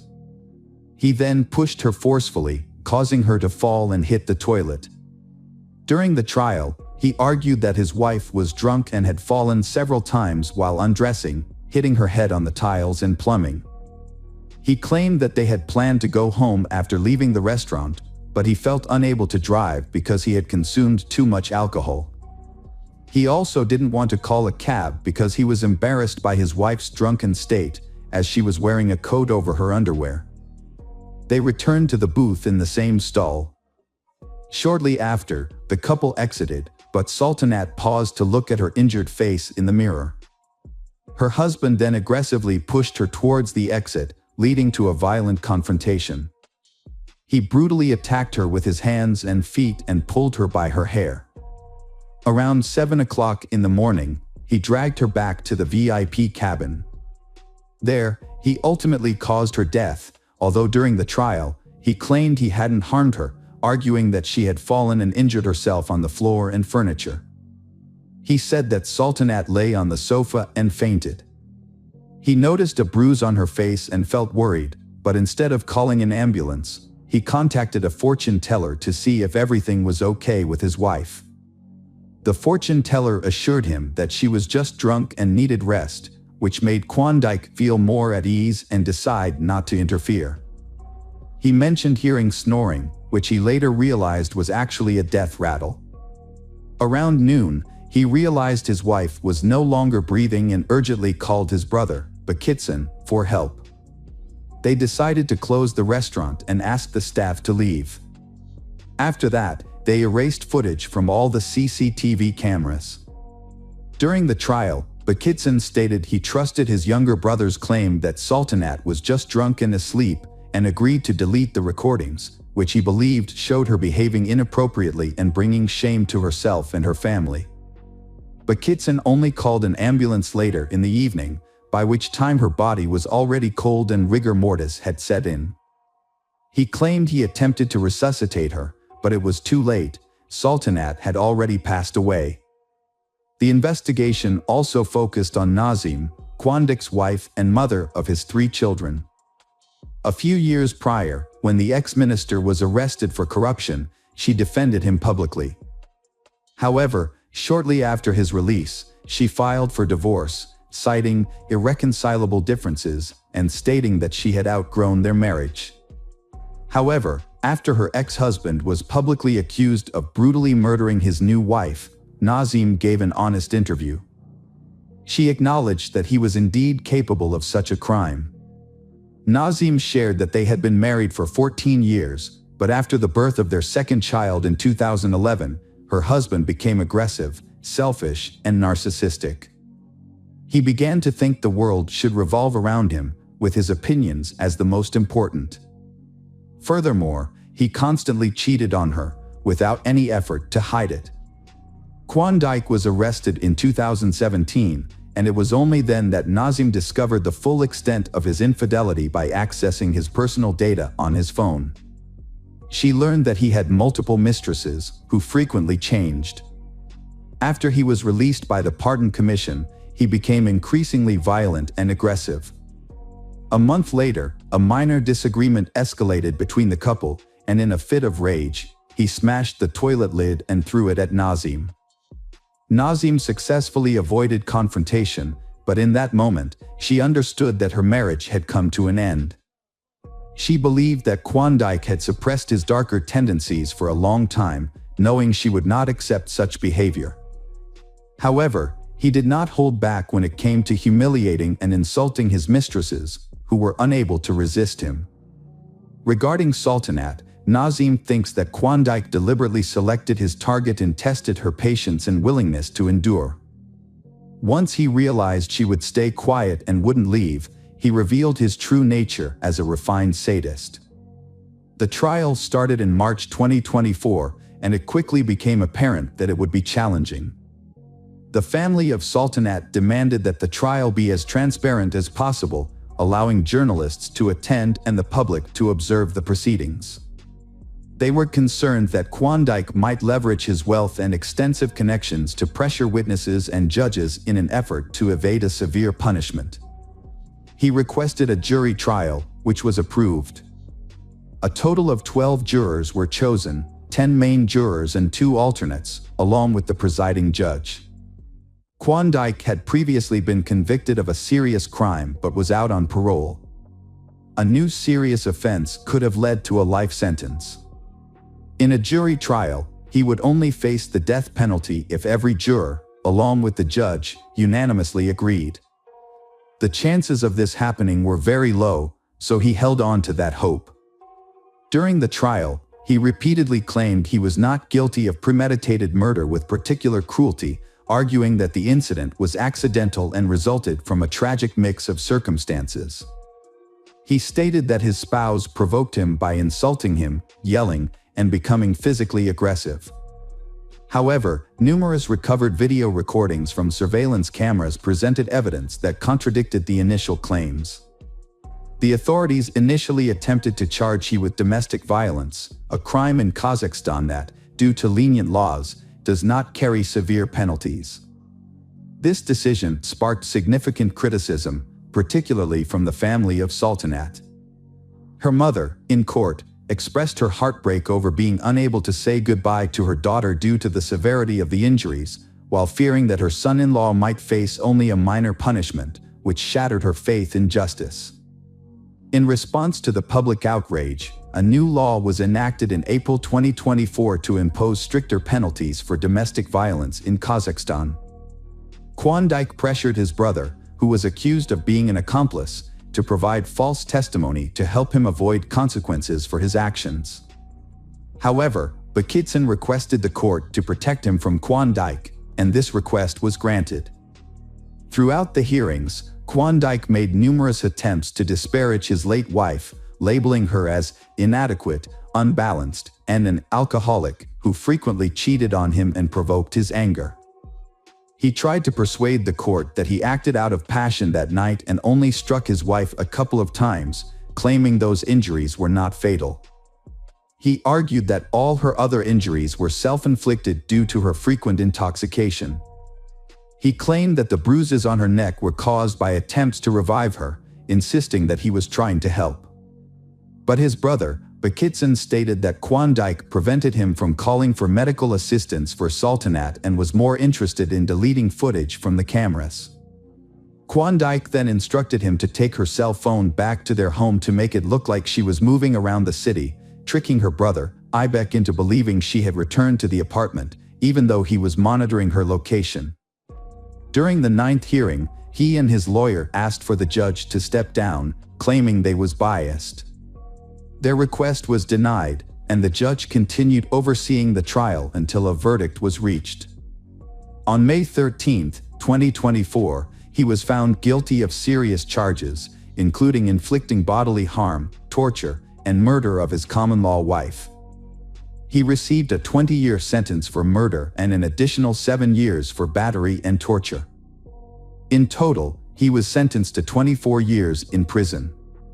His brother, Bakitson Bazanov, was also convicted, received a 4-year prison sentence for providing shelter.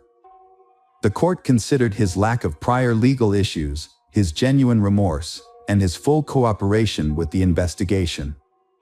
However, the family of the victim, Sultanat, expressed their dissatisfaction with the ruling. Her father had hoped for a life sentence for his former son-in-law, claiming that any lesser sentence would be unjust. Meanwhile, Sultanat's brother pointed out that a 24-year prison term for the 44-year-old defendant effectively amounted to a life sentence. The tragic story of Klondike Bishimbayev and Sultanat Nuknova serves as a haunting reminder of the devastating consequences of domestic abuse and the complexities of relationships marred by control and violence. Despite Sultanat's initial dreams of independence and success, her life took a harrowing turn, ultimately leading to a heartbreaking end that shocked her loved ones and exposed the darker aspects of her husband's character. This narrative underscores the critical need for awareness, support systems, and interventions to protect individuals from the perilous cycle of abuse, highlighting the importance of listening to and believing victims before it's too late.